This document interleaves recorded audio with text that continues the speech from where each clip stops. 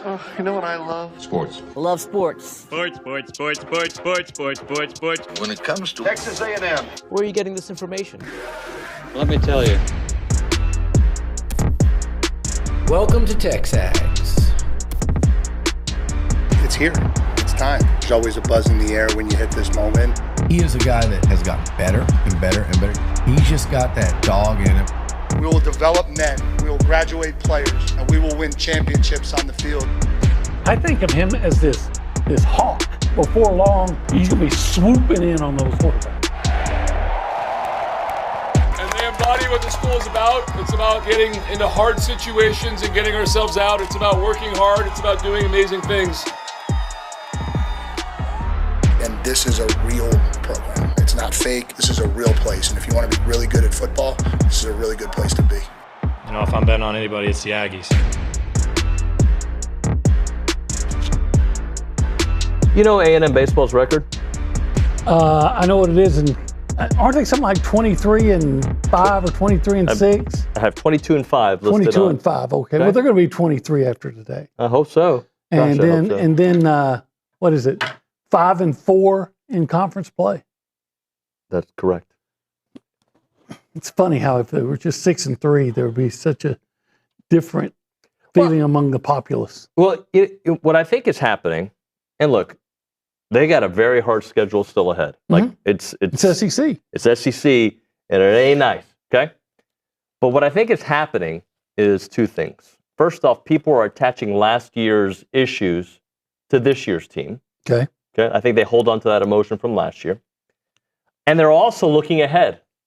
They're like, well, if this team hasn't beat these top 10 teams, how are they going to beat the rest of the top 10 teams that are all on their schedule, right? I think both things are happening. And didn't they win a series over the national champions last year? They sure did. So if you didn't beat Oklahoma, you absolutely can't beat somebody else, right? No, but and this team may bottom out. They may win out. I don't think either one of those two things are going to happen. None of us know. I just know where we are today on the last day of March, that this has been a fun baseball team to follow. Offensively, they can bring it on every night. We have some major questions about their pitching, especially starting pitching, right? Mm-hmm. But they are a team that I think deserves not only our attention, but our support. Not only because they wear Texas A&M, but they're playing a good brand of baseball. They are.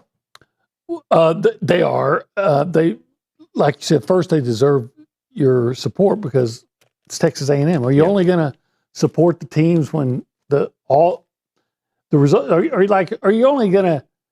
Is my wife only going to love me when I'm fit and in good shape and looking good? Because if she stopped loving me a long time ago. So, but maybe she's still hoping that I'm going to get fit and look better, right? And it might happen. But the point is that you love your team all the time. But I get it, like tapping out when the team sucks. I understand. Like we can't, but I understand. Like if you're a casual, like I'm not going to watch them. They're terrible. They're not terrible. They're not. In fact, there's a lot of drama in every game, right? Yeah. Because, hey, this team can get a 10-run lead and still have to sweat it out. Yeah. But they can get a 10-run lead the next day and the next day. And the next day, right? So, look, I don't know how it's going to play out. They're probably going to be what I thought they'd be. Which is? A team that has a chance to host. Okay. I don't know if they're going to host. I think we're going to be talking about them having a chance to host as the season winds down. My prediction is they won't host, but they'll definitely be in the tournament, probably. But in the discussion, potentially to host? Yeah, probably a 2 seed. I'm just guessing. You know, I'm no expert on it. And I don't claim to be. But, yeah, they're going to win a lot more games in the SEC. They're going to lose some games in the SEC. It's just how it is. And I think ultimately, they're going to be as good as their pitching. Yes. Because they can flat hit it. Well, and speaking of hitting, this is from the last series, 39 runs, 11 home runs, 7 doubles. Yeah. Sounds like a pretty potent offense to me. It was like your old favorite Oakland A's team. Oh, the Bash Brothers back in the day. Yeah, they're bashing. Carney Lansford, Jose Canseco, Mark McGuire, Ricky Henderson, Dave Parker. I told you liked them. Mike Gallego, Terry Steinbach. You're a guy who? Mike Gallego. Dave Stewart, Mike Moore. That was a squad. Yeah, Dave Stewart didn't hit. No, but he could pitch. He could. He could absolutely pitch. Unless Anyway, he was with the Rangers. this is true. And I think he wasn't a very good GM. But I don't think we need to talk about former Toronto Blue Jays GMs. We're talking about this A&M team that can A&M bash baseball. the ball. Can I bring up a top? I know I can because I'm the host. I'm going to bring up a topic that we ended the show with yesterday with Ryan Swope. Okay. Because I read the headline as he was coming in. I was like, this can't be true. Okay? So the most hated college football teams of all time. CBS Sports has a list. And yes, Texas A&M's 2012 team is on the list. They're number 7 on the list. I figured we could kind of talk about A&M for a moment. I'll read what they say. We can kind of discuss it. I actually haven't read what they said about A&M. I just saw that they put it at 7. I wanted to read it live with you. I told you yesterday, it's got to be because of Johnny. Well, and maybe a little Sumlin, right? Well, no, you see, here, what I believe is whoever wrote that, that's kind of a, looking back, now they are, but at the time. At the time, Johnny was loved. It was a phenomenon. And I think people liked that team. People were looking forward to watching that team. Yes. Yeah, and Johnny had a charm to him, right? Don't grade Johnny then based on what we know now, right? Then he was beloved. He was beloved for the way he played. Now, remember, nobody really hurt him because Kevin Sumlin had the rule that his freshmen, even redshirt freshmen, would never speak publicly. Yep. And they didn't change that rule until mid to late November when Johnny was leading the Heisman race. So they said, okay, we got to make him available. But until then, it was just all about the way the kid played. And here's the one thing that people always criticize him about was the money side. But it wasn't just Johnny. A lot of the players did the money sign that year. Yeah. Here's what it says. When your name carries weight around the SEC circles more than a decade after the end of your best playing days, your legacy speaks for itself. Johnny Manziel's stardom came before NIL, profiting off individual brands, but one of the game's first true firecrackers in modern era of social media and hot takes, frat boy vibes, hard to stomach, and Manziel's brazen attitude seemed to rub opposing fans the wrong way, more in 2013 than 12. Yeah, I would agree with that because, again... Was it the Texas State? I'm trying to think which game it was. It was Rice. Rice, the first game. Yeah, the first game. The resounding win at Alabama was his defining moment. He played the game recklessly at times, which is part of what made him such a unique face of the sport. He was the lone bright spot. See, right? This is stupid. Who's the writer? Bob. No, his name is Brad Crawford, who I thought knew football.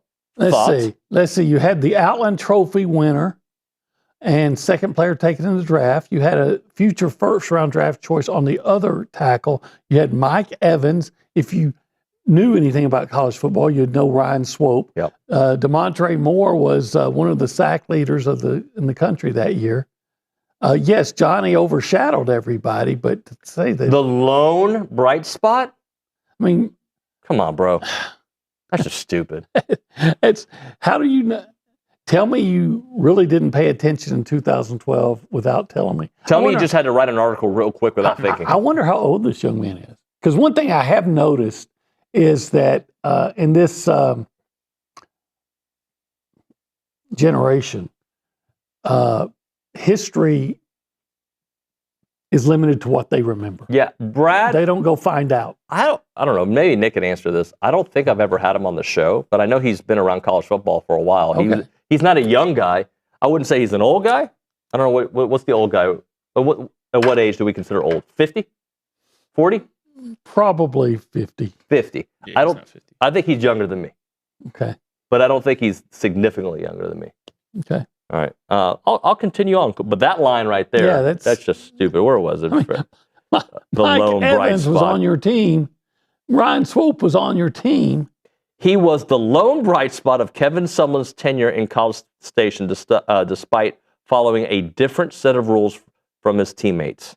Manziel was polarizing. You either loved him or hate him, the dual threat quarterback. Well, it's the team, not just Johnny, Yeah. for the record. But he's talking about the whole team. The whole team, but he's using Johnny as the reason. But as I recall, again, it became a phenomenon, and it seemed to me that more of the country loved that team. They loved that they beat Alabama. Yeah, and it was a team everybody wanted to see. If the article was written in retrospect, teams that we've learned to hate, maybe I could stomach it a little bit better. But at the time of watching, it was must-see TV. People were not rooting against A&M. I didn't think so. I mean, it's their first year in the SEC. Yeah. I mean, the people that always root against A&M were rooting against A&M. That didn't change. Yeah, that doesn't change. But maybe I'm wrong on that. But I never really sensed that there was anything other than curiosity and then admiration for that team. I mean, he didn't talk. You said it a moment ago. Was it the game before the? It was before Missouri, or it was towards the end. One of the last couple. Well, it wasn't. I don't think he actually. In fact, I know he wasn't made available to actually be interviewed until after the Alabama game. Right. So now I'm going to give you the rest of the list, and then we can kind of. But that already soured the whole list. Okay, but I want to hear the teams that were most hated. Most hated. Ready? We're going to start. And was there a time parameters? Not all time. Most hated teams of all time. Okay. And then the headline says Miami, USC, Florida State squads inspired disdain. Okay. There were some Miami teams that everybody hated. Okay. 2011, Alabama as number 10. Okay. I'm trying to remember why I would hate them. Blame Nick Saban, decade plus, la la la la. I'm not going to hate somebody just because they're good. Doesn't mention any one particular player. They don't get the one player love. Okay. AJ. 1993, Notre Dame. Okay. Lou Holtz. Yeah. Let pollers know about it. I hate Notre Dame. They actually should have been the national champion that year. Is that Charlie Ward's Notre Dame? I think it Florida is. State. Yeah. Florida State. Sorry. Yeah, Florida I think so. Did they play that year? Notre Dame beat Florida State. That's what it was. They finished with the same record, and yet Florida State was given the national championship because Notre Dame lost on they missed, I believe it was, a last play field goal and lost the next week to Boston College. That's what it was. Number 8, 2002, Ohio State. And Notre Dame went on to beat Texas A&M in the Cotton Bowl. That's right. Ohio State, 2002. 2000. That must have been the year that Jim people Tressel. hate them because Maurice Claret. Well, it was more of Terry Porter. Who's Terry Porter? He's the official that threw the flag in the national championship game like 10 seconds after Miami was already celebrating the win. Yeah, that's right. And I think that's why people hate that team, because they don't feel like they were gifted a national championship that they didn't deserve. Plus, it was a bogus penalty. Remind me, Maurice Claret made news that year because he wanted to go straight to the NFL, right? No, I think he broke some rules because he went to visit somebody in A&M. I'm not in A&M. Ohio State, apparently paid for it. And Jim Tressel, I think there was a lot of things about Jim Tressel people didn't like later, that he was the type of guy that he's a Bible thumper, which I'm all for that. But if you're going to be that all the time. And then it turns out he was doing all kinds of, he was cheating in a lot of ways. I read an article about how they'd bring in to camps, and you have some kids that saved up money just to attend this camp, and then they'd have the giveaways, but they would all, like a raffle, but they had them all fixed, so it'd go to the best players there. If I remember correctly, didn't he win a lot was it Youngstown State or wherever he was before? Yeah. So 7, as you know, Texas A&M, the 2012 team. Number 6 on the list, 2017 Oklahoma, the Baker Mayfields. Well, I guess if people didn't like Baker, he ran from the cops in Fayetteville and got tackled like you could, and then I shed tears over it. I can tell you the team that, if you're saying all time, if this guy doesn't know what he's talking about, if he's going to put in Oklahoma, he should put in 1975, who won the national championship while on probation. Yeah. Number 5 on the list. I bet Justin over there didn't know that happened. I did not know that. Number 5, before Tim Tebow, Florida, 1996. I guess people are mad at Steve Spurrier. Danny Werfel. How do you get mad at Danny Werfel? Nice guy. I think. I don't know. Yeah, I think it was about Steve Spurrier just making Steve Spurrier, brought passing to the SEC, and a lot of people didn't like it. And he was so like he was just Steve Spurrier, right? Yeah, and his personality, either love him or hate him. Yeah, right? he's Lane Kiffin. Yep. Before Lane Kiffin. Number 4. And I loved it, by the way. 2010 Auburn. 2010 Cam Newton. Were they hated? Why hate Auburn? I remember covering their game against LSU, and Cam. That's when he had his Heisman Trophy run, when he carried Patrick Peterson into the end zone. I don't remember that team being okay. Here's what happened, though. All right, here's where it comes, because late in the year it came out that you got paid? That somebody else. I'm trying to remember which school it was. His dad, the Reverend Newton, demanded $180,000 for Cam to go somewhere, and he didn't go, but he went to Auburn for nothing. Right? Sure, he did. Do you already have your Halloween costume for next year picked out? I've got some ideas. Because I was thinking Cam Newton would be great. The hat that he wears, like a chandelier thing. I think in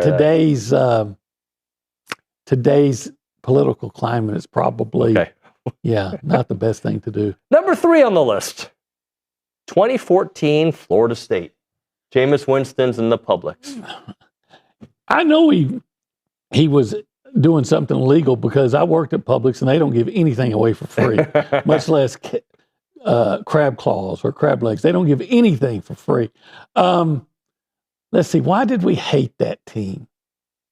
I guess because of Jameis. Jameis did a lot of other things too. Yeah. He computer lab. He stood up in the middle of what would be their version of the MSC and started yelling something really vulgar. And Jameis was very immature. He was a good football player. Number 2 on the list. He's matured since then. I don't think this team was hated at the time, but maybe I'm wrong. 2005 USC, Reggie Bush, Matt Leinart. Were they hated? I think they were getting to be hated. It's the whole thing. Don't hate me because I'm beautiful. Hate me because I win a lot. Yeah, I think they were. That's the year they lost to Texas. Yep. And they were being trumpeted. Hey, they're going to be the first team to win 3 straight national champions, which really irritated the folks at LSU, because they had won the national championship in 2003 because they didn't have to play USC. Right. Oklahoma somehow got in, because no team in the history of college football ever benefited from committees or the BCS or any of that more than Oklahoma. So they had just gotten trashed in the Big 12 championship game by Kansas State, and yet still got in. So anyway, USC was given the AP national championship in 2003, and then won in 2004, and then they were going to go 2005, and everybody's talking about, hey, look, they have 2 Heisman Trophy winners already on the same team and all this, and yet they still lost. I actually agree with their number 1. I don't know if that's the year I would have picked. I would have picked an era, but Miami 1986. Was that the Dennis Erickson team? I feel like or Dennis Jimmy Erickson Johnson. That was Jimmy Johnson. I think Erickson was more in the early 90s. Well, a lot of people didn't like Miami during that whole, era. They liked them under Howard Schnellenberger because they were new and they knocked off Nebraska. Right. And then Howard left and Jimmy came in and they became bullies. Yeah. Which I always thought, well, if you don't like being bullied, fight them back. Right. But they were fun to watch. They were fun to watch. I used to watch that Well, team. they were good and they'd let you know it. Yeah. And then they would dance and all the things that make people uncomfortable in college sports. So instead of saying hi to everybody, let's do that in the next segment, because we went 19 long minutes. Sorry. But people are listening to the show wondering, are we listening to The View? And OB, this is not The View. Not even close to The View. No, we're male. This is true. And we have different talking points. We're sane. What's the name of the show? TexAgs Live. Presented by? David Garner Jewelers. Yeah, it's a trivia question. Ready? We are currently in the studio. See, now I don't know which one. You can do whatever you want. We're in the Rollo Insurance Studio. Yeah. This hour, we gave it a name. Give it a name and the sponsor. The Go Hour, brought to you by the Warehouse at CC Creations. Right now we're sitting under these beautiful lights in an area that I love so much. The Holistic Planning Cool Zone. It is cool. Yes, it is. And if people want to call the show, what can they do? You can call us on the Buppies Catering and Bartending. Hotline. 979-693. 1150. Or you can also text us. At same number. It's the Catalyst Pure Performance Energy text line, PPE. PPE. I also think we need to make up our own list, Okay. and do it over lunch. Maybe That's a great idea. maybe Thursday, Friday, or Saturday. Definitely Thursday, Friday, or Saturday. Okay. And at this lunch, Yeah. we're gonna have a notebook, old school. We're not gonna do it I on think our it had to phones. be Friday, so it doesn't clash with spring football okay. practice. And we're gonna have a notebook, Yeah. right? And you're gonna be writing notes on it Yeah. about spring practice. Okay? Yeah. Yeah. But it might get some cheese residue on the side and maybe a little barbecue sauce because you're ordering what? Well, because first with the cheese, I'm going to have some queso mac and cheese at $17.75, but that's just the side dish. The real, as good as it is, the real star of the show is that succulent brisket. It's amazing. I don't think I'm going to have to worry about barbecue sauce on it because it's so good. I typically don't put barbecue sauce, but it's there. And by the way, I'll probably get some of those amazing pork ribs you and will. some of that jalapeno cheese sausage. I I'm know getting you a will lot do of that. cheese. Yeah. And you know what? If I feel like it, watching the LBs a little bit, I There we think go. I might get some turkey. Yeah. Because that turkey is damn good. Damn good turkey. Damn good food. It is $17.75, txbbq.com, 979-492-6241. It is $17.75 And it's damn good.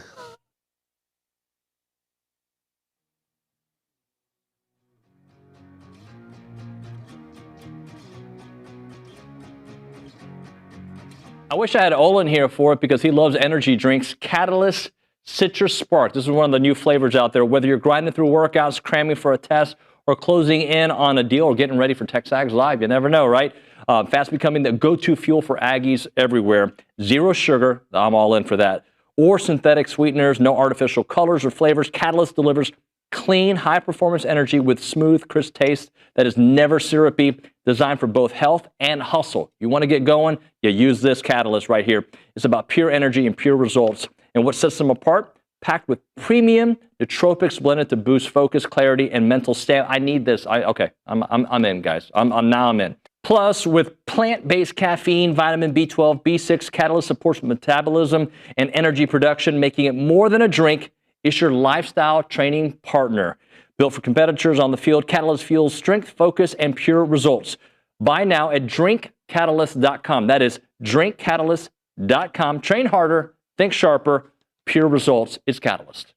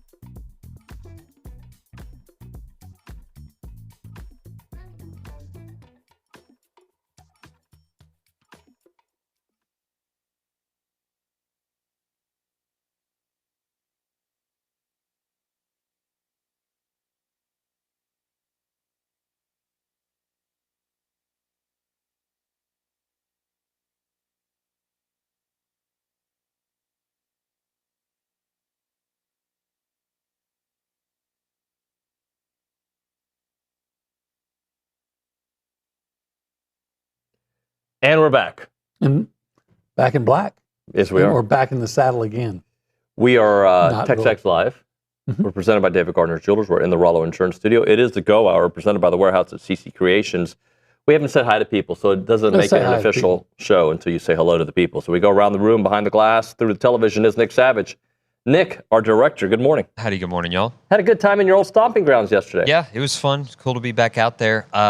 About the list, I had that same thought when I saw 2012, it was 2012 A&M on it. It's like, I remember back in the day, everyone loved Johnny before, all, like you said, OB, when he wasn't speaking to the media and all that, all the autograph stuff came out. Like, he took the world by storm, the college football world by storm.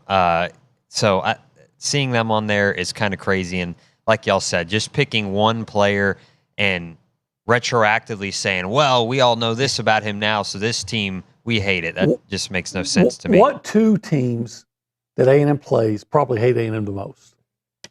Texas and LSU. LSU. And yet LSU's defensive end, Sam Montgomery, that year was quoted saying, Johnny Football, Heisman Trophy, give it to him. Does that sound like a team that, that's one of your arch rivals. And does that sound like a team everybody hates? Nope. And so if we were to just quickly, without even going to Wikipedia or our friend Mr. ChatGPT, who are the most hated football teams that we can remember? Is there a hated LSU team out there? I would assume wasn't the Honey Badger version of the LSU kind of hated? Yeah, well, because they got into the playoff with 2 losses. Yeah. And, Les Miles said... Was it like a 9-6 win over Bama? Or no, they beat Alabama 9-6, and then later that year, and that would have been, I think, 2010. I'm probably wrong on that. But one of those, and then they played Alabama again, and Alabama beat them 21-0. I'll tell you a team that I think a lot of people hate was a national champion Colorado in 91 because That's right. They didn't deserve it. They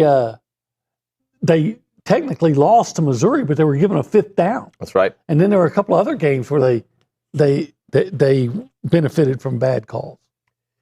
I'm trying to remember, was any Bob Stoops team on that list? Well, the Bob Stoops teams of 2003 should have been hated because there was no way that they deserved to be playing in the championship game. But I think a lot of people that followed Oklahoma didn't like Oklahoma because Bob Stoops was just so insufferably arrogant. Mm-hmm. Were there any Penn State years that were hated? I know they were hated after we know the whole scandal, but like when Penn State was winning with Joe Pa? I don't think so. Okay. I thought back then, people looked at Joe Pa as kind of a grandfatherly guy. How do you hate him? I would assume that Miami would have had 2 different versions of Miami on that list. I personally thought the team under Dennis Erickson was more hated than the team under Jimmy Johnson. What about the Larry Coker? I don't know if anybody hated him then. How do you hate Larry Coker? Well, I'm just saying. Unless you're a Miami fan that wanted him fired. Because that Miami team that he had one of the most talented rosters in the history of college football. Again, don't hate me because I'm beautiful. Right. Hate me because of the way I act. So I guess that's why I see so many people hate me. But they love you too because you're beautiful. Okay, that felt weird. Let's go to the Angry Elephant News and Social Center. Not beautiful. Justin Paez. Hello, sir. You're just a person. How's it going? He's a good-looking kid. I don't know. He's a guy. He's a good-looking kid. Thank you. He's a kid. Yeah. I'm a He's got a man. beard. Hey, how's it going? I don't know. This got really awkward. Yeah, I can bring up You're blushing. I can bring up some news. Anything. To talk about because Texas A&M Equestrian won the SEC title over Georgia this past weekend. And it was honestly a kind of a storybook ending if you look at it because obviously Georgia won the national title last year. And then if you look at who they beat in the semifinal, A&M beat Auburn, the number 1 team, 11-8. And just under a month ago, Texas A&M faced off against Auburn and lost 15-4. So a huge turnaround. They win their first SEC title and their first conference championship since 2006. So big time for Texas A&M Equestrian. We got to get Tana McKay, their coach, on the show here soon. We'll work on that because I have to admit, I know nothing about how they score in in equestrian. Yeah. I'm just glad that they won. They won.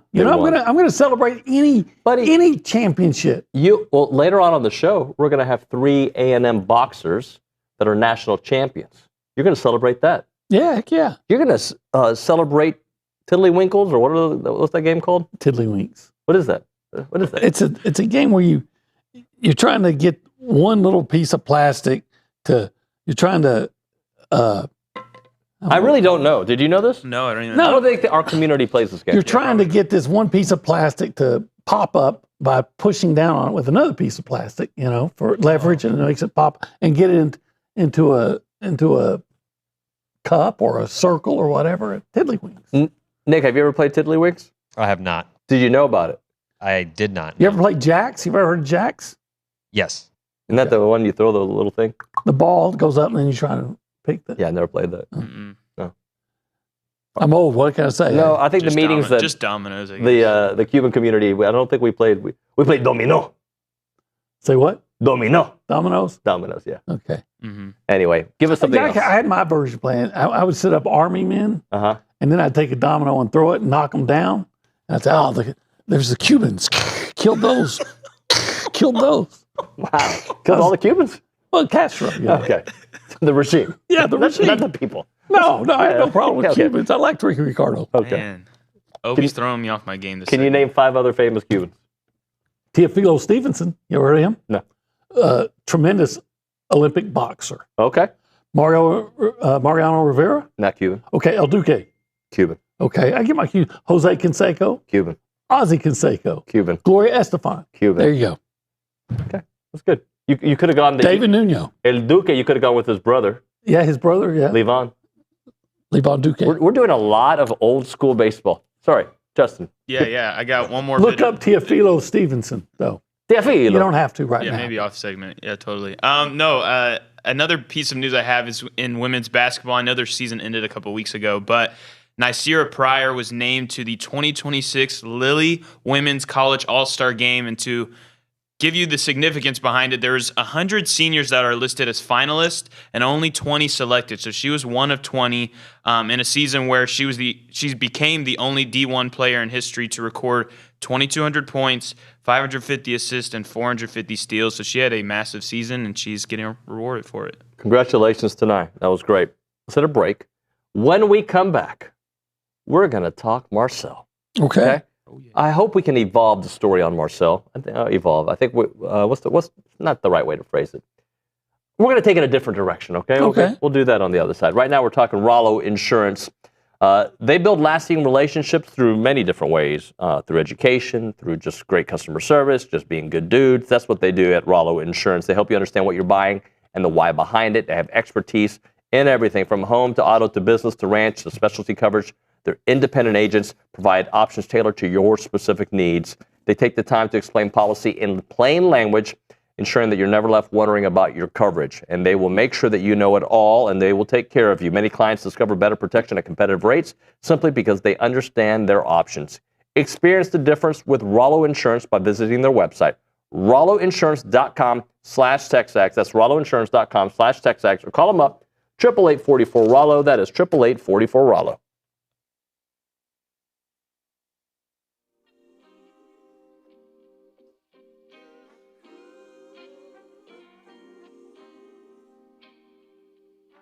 All right, we're talking about Burlebo, the heart of Texas, more than an outdoor lifestyle brand. It's products created with you in mind. Currently, I'm wearing the performance polo, the Texas maroon and gray. If you look into it, you've got the state of Texas in gray, and you also got it in maroon. It's one of their highest, most popular sales that they have there. It is really nice.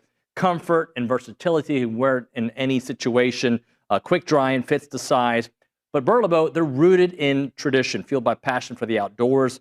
Designs high-quality apparel that works just as hard as you do. So whether you're hitting a workout, enjoying a day of fishing, or cheering on your favorite college team, their gear is made for the athlete, the outdoorsman, and the everyday adventure. And it's really nice.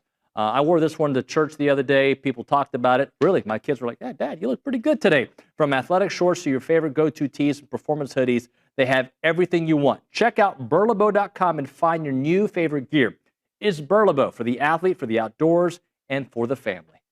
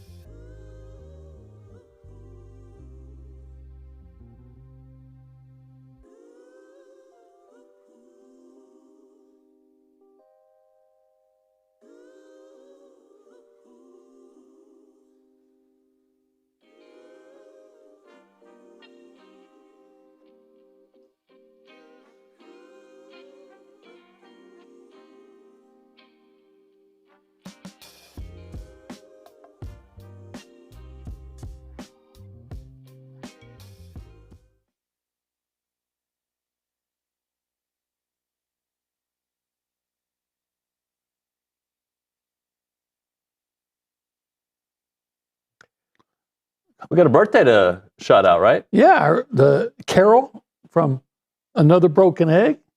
She knows Lucci very well. Yeah. In fact, I was there having breakfast on Saturday, and Lucci called me. And he said, are you still there? And I said, yeah, because he just knew I go there every Saturday. And he said, well, hey, tell him to save a table for me. So I went and found Carol, and I said, yeah, Billy says he's going to need a table. So she said, okay, I got his table. And then he texted me and says, he changed the time. So I had to tell her to change. She said, okay, I got it.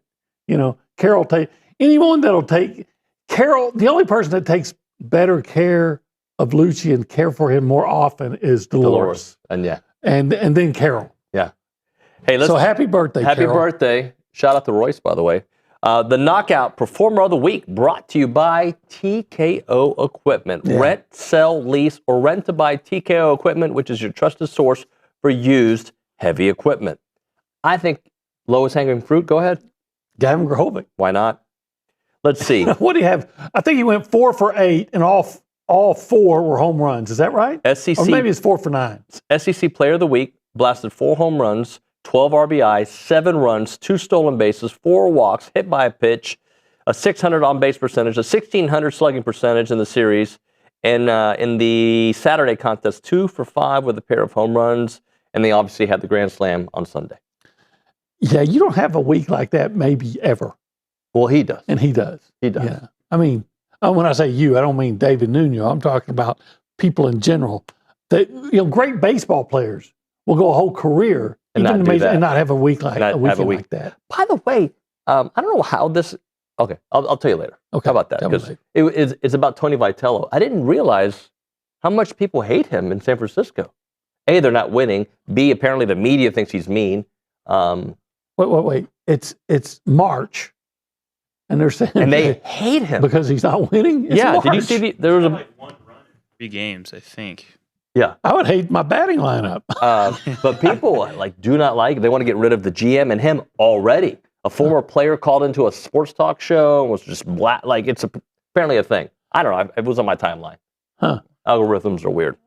Next one, as we transition, I'm going to give Jordan Wilson. Yeah, I like to watch that boy. SEC Freshman of the Week. How about this? He went 6 for 12, 2 homers, a double, 3 runs, 4 RBI, a walk, a stolen base.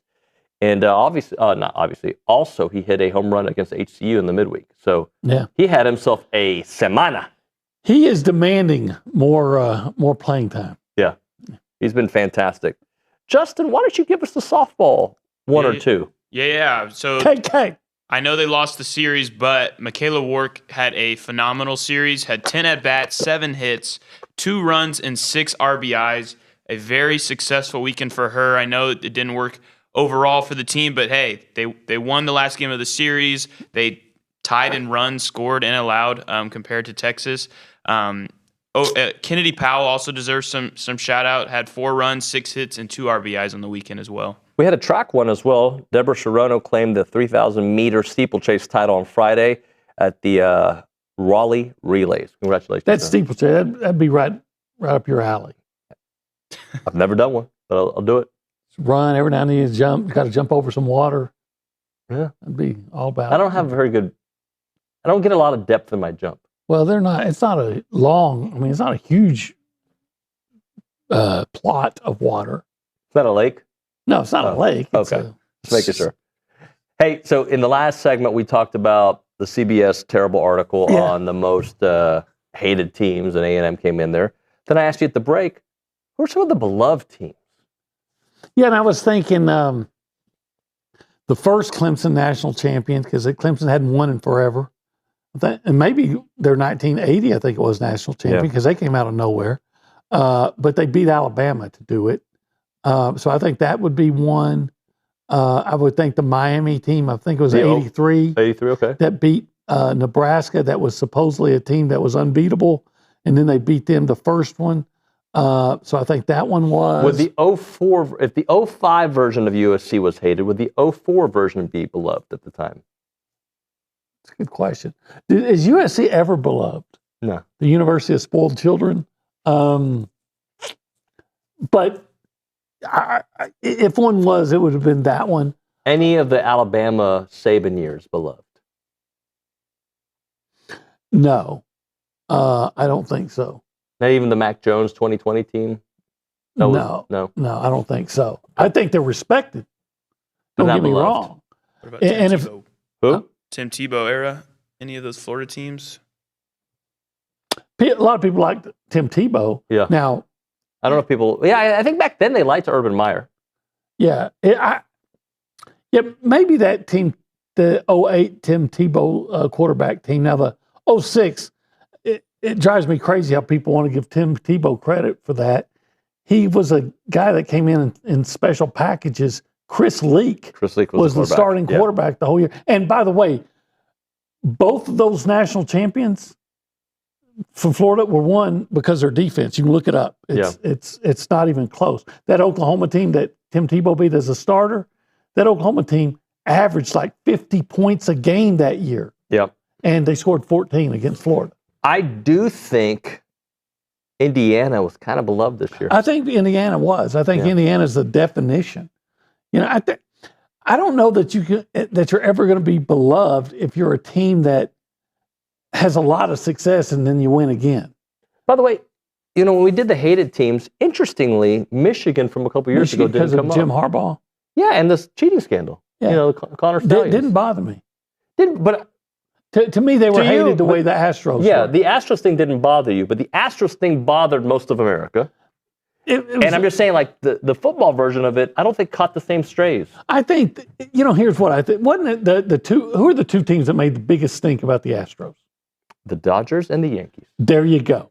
Had it been the Guardians and the Rockies or whatever or something, I don't think people would have made it, you know, would have cared. But it was the wrong people. Now, the whole thing with Michigan didn't bother me, man. I'm sorry. You know, people are always trying to do sneaky crap in college football. Yeah. They do it all the time. They do. You know what? Beloved teams? How about that 98 Aggie team that won the Big 12 championship? I like that team. Yeah. Maybe the team that year that, if we're talking about champions. Yeah. Maybe Tennessee that year. T. Martin? T. Martin. They never won it. They feel like a forgotten team, though, don't they? I think all championship teams become forgotten after a while. Okay. Maybe because they won that one and didn't win one with Peyton, we don't go back to them. See, I think usually a beloved team is a team that wins despite its history, right? Or overcomes great odds. But like BYU in '84, I don't think is a beloved team because I don't think most people think they deserved it. Is that the Steve Young BYU? No. It was actually, I think Robbie Bosco was their quarterback. But they went undefeated, so they were the only undefeated team. So the sheep-minded sports writers voted them the national champion, even though they played nobody, and in their bowl game they beat Michigan, which finished 6-6. Right. And they had to come from behind to do that. So I'm trying to. Who's the? Let me ask you this: Georgia Tech in '91? No, I don't think they were beloved. But do you remember how the '89 University of Houston Andre Ware team was? Yeah, they were fun.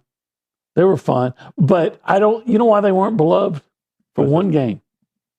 The A&M game where they got trounced? No. I think what turned people against them was when they put up 95 on the SMU team. That was all the young kids coming back, and they looked like they were going for 100. I think that just... Was that the year A&M put a whooping on them, though? I'm trying to remember. Was it 89? I don't know. I'd have to go back on that. But all I remember from that is the kid, was it holding up the Andre Ware's helmet? Yeah. Like do you remember the quarterback after him? After Andre Ware? David Klingler. David Klingler, that's right. Yeah. And then was it Jimmy Klingler after that? His brother, yeah. I can remember the '89 Houston Cougars, but I can't remember yesterday. I'm the same way.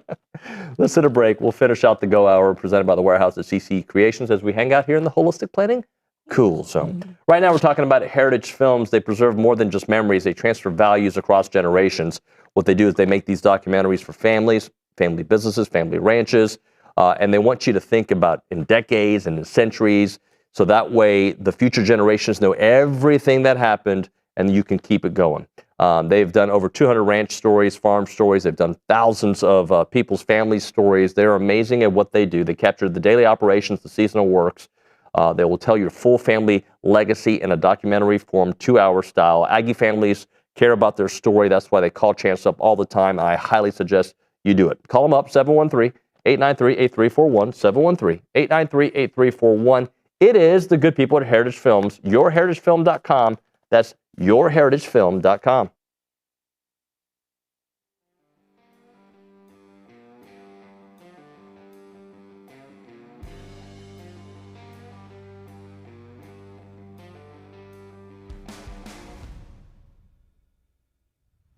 Hey guys, David Nuño here to talk about our new partners with EventPipe. They are a leader in hotel booking technology, and now they're giving you a chance to support Aggie student athletes every time that you travel. Thanks to their partnership with United and EventPipe, whether you're heading into a game, a business trip, or family vacation, every room that you book comes with cash back in the pockets of Aggie athletes. That's a wonderful deal. And with EventPipe, you'll get discounted hotel rates up to 20% lower than the major travel sites, while enjoying a fast, easy booking process. They've even created Presto, EventPipe's quick launch booking solution. It lets organizations build branded hotel sites powered by live hotel inventory, making it simple to book the perfect stay. So next time you want to book a trip, do it the smart way with EventPipe and support Texas Aggies NIL through United. Visit their website, tau.eventpipe.com.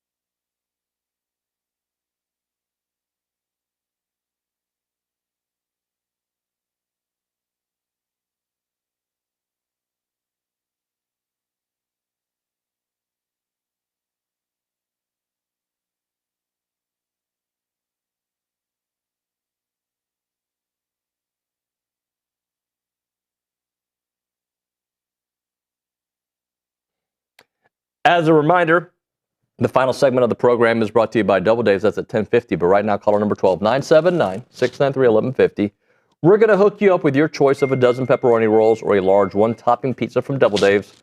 They've been serving Aggie Land since 1984 with your favorite pizza and, of course, those world-famous pepperoni rolls.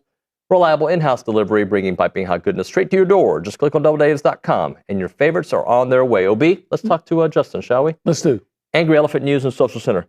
Commentary, stats. What do you bring to the program right now, Justin? But I ask you what?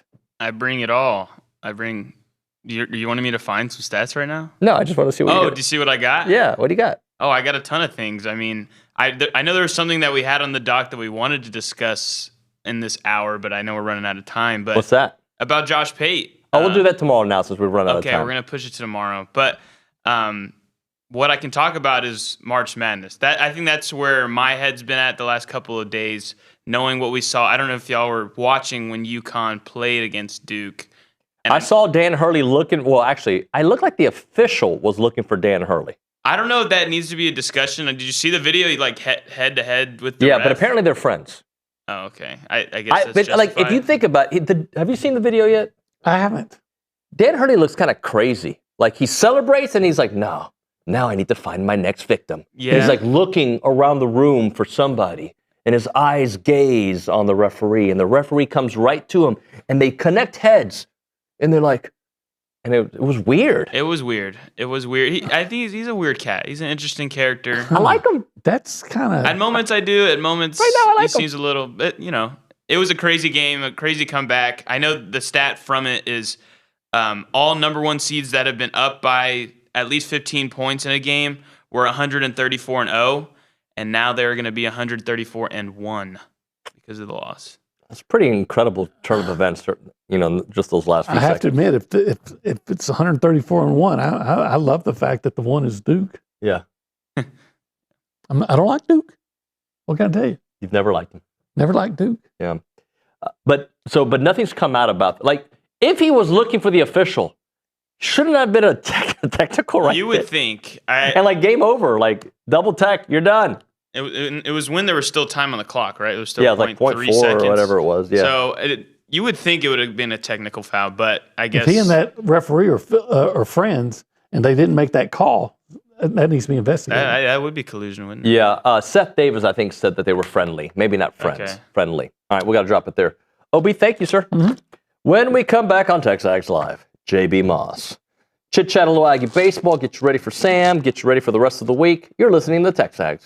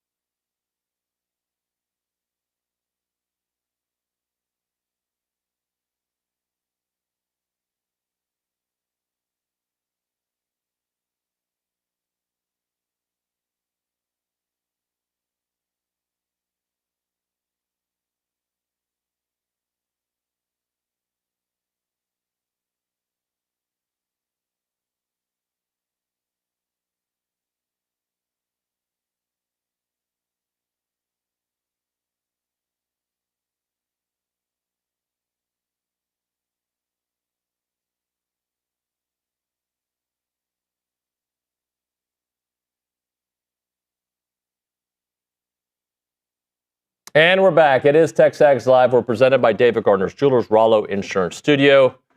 Gonna talk some Aggie baseball. Great series win against Missouri, a sweep, I should say. Sam tonight, and then obviously the Vandy series. With that and more, let's go to the Buppy's Catering and Bartending Hotline, joined by a former player, dear friend of the program, and a guy who does it all. JB Moss on the program. What's up, JB? Hey, David. How we doing today? Good, good. So I think you'd be a good person to discuss the current state of Aggie baseball, because I think you are not only a former player, but you're a passionate fan for all Aggie athletics. So when you look at this team, 22-5, and obviously some early struggles in SEC play, how do you where are you with them right now based on what has happened through 27 games? Yeah, I think overall I'm in a pretty positive headspace, David. It's really hard to complain when the team is sitting at 22-5, like you said, through 27 games, and they're one game above 500 in league play, and that 500, 15-15 mark is kind of what you're aiming for in regards to conference play. Anything above that, and you're probably looking at hosting. So, right now it's very positive, especially offensively and on the dirt. I think it's proven through 27 games this team can really hit, and the pleasant surprise has been how they can defend. They're fielding 983, which is a pretty elite number, and just really happy to see their progression in both of those facets of the game. And the one thing that gives you pause is definitely the pitching, and I'm sure we'll talk more about that. Yeah, well, let's go back to the defense for a moment, because it makes that kind of stat makes me so happy, considering what we saw a year ago, which means, and I hope this happens with Aggie football with some of their issues, and I think we will see it, right? You see an issue, you diagnose it, you fix it, and that's exactly what they've done. They haven't just fixed it, they've borderline elite it. Yeah, you're exactly right. I think a lot of credit should go to Mike Early, because there was a huge issue last year, like you mentioned, and then what does he do? He hires a new infield coach in Cliff Pennington, a guy that's played in the big leagues for a really long time, is known for his defense and his glove, and you can certainly see his impact on the kids. I think it's a direct correlation to Mike and his hiring of Cliff and the work that the kids have put in together with the staff. So definitely excited and proud of those guys for how they're playing on the dirt. Talking to JB Moss here on TexAgs Live. All right, let's start to pick some players and talk about the good, the bad, the ugly. And nothing but good with Gavin Grohovic, except, his little hand injury, which apparently got him going as well. Because, he came back strong, man. Yeah, he certainly did. I think he had more home runs on the weekend than he did on the season going into it. He's hitting 350 with 6 homers, but really what's impressed me is more free bases than strikeouts. You want to look at 3 key metrics when you're looking at a college hitter. You want to look at batting average, obviously. You're looking at OPS, and then a really key step for me is walks as opposed to strikeouts. And Gavin is really elite in all 3 categories. I think his chase rate, lack thereof, has really progressed over his career at A&M. Only 18 strikeouts and almost 100 at bats. So those are really good numbers, and really proud of how he is his plate discipline this year as opposed to his first 2 years. Coming into the series, and really for the last, week or two, there was a lot of talk of Jordan Wilson is going to get more looks. And he has certainly found a way to not only be in the lineup every once in a while, he's making a case to be always in the lineup. Yeah, he sure is. And I think we need to give a lot of credit to Mike again in the way he has handled Jordan Wilson. I think it's very normal to get really excited about a player, especially a freshman, and just kind of throw him in the fire and say, hey, we'll take the good with the bad, and, we just can't keep this guy off the field. And Mike didn't do that. He took his time with Jorian. He found certain games and certain situations where he felt like Jorian could succeed and put him in those situations.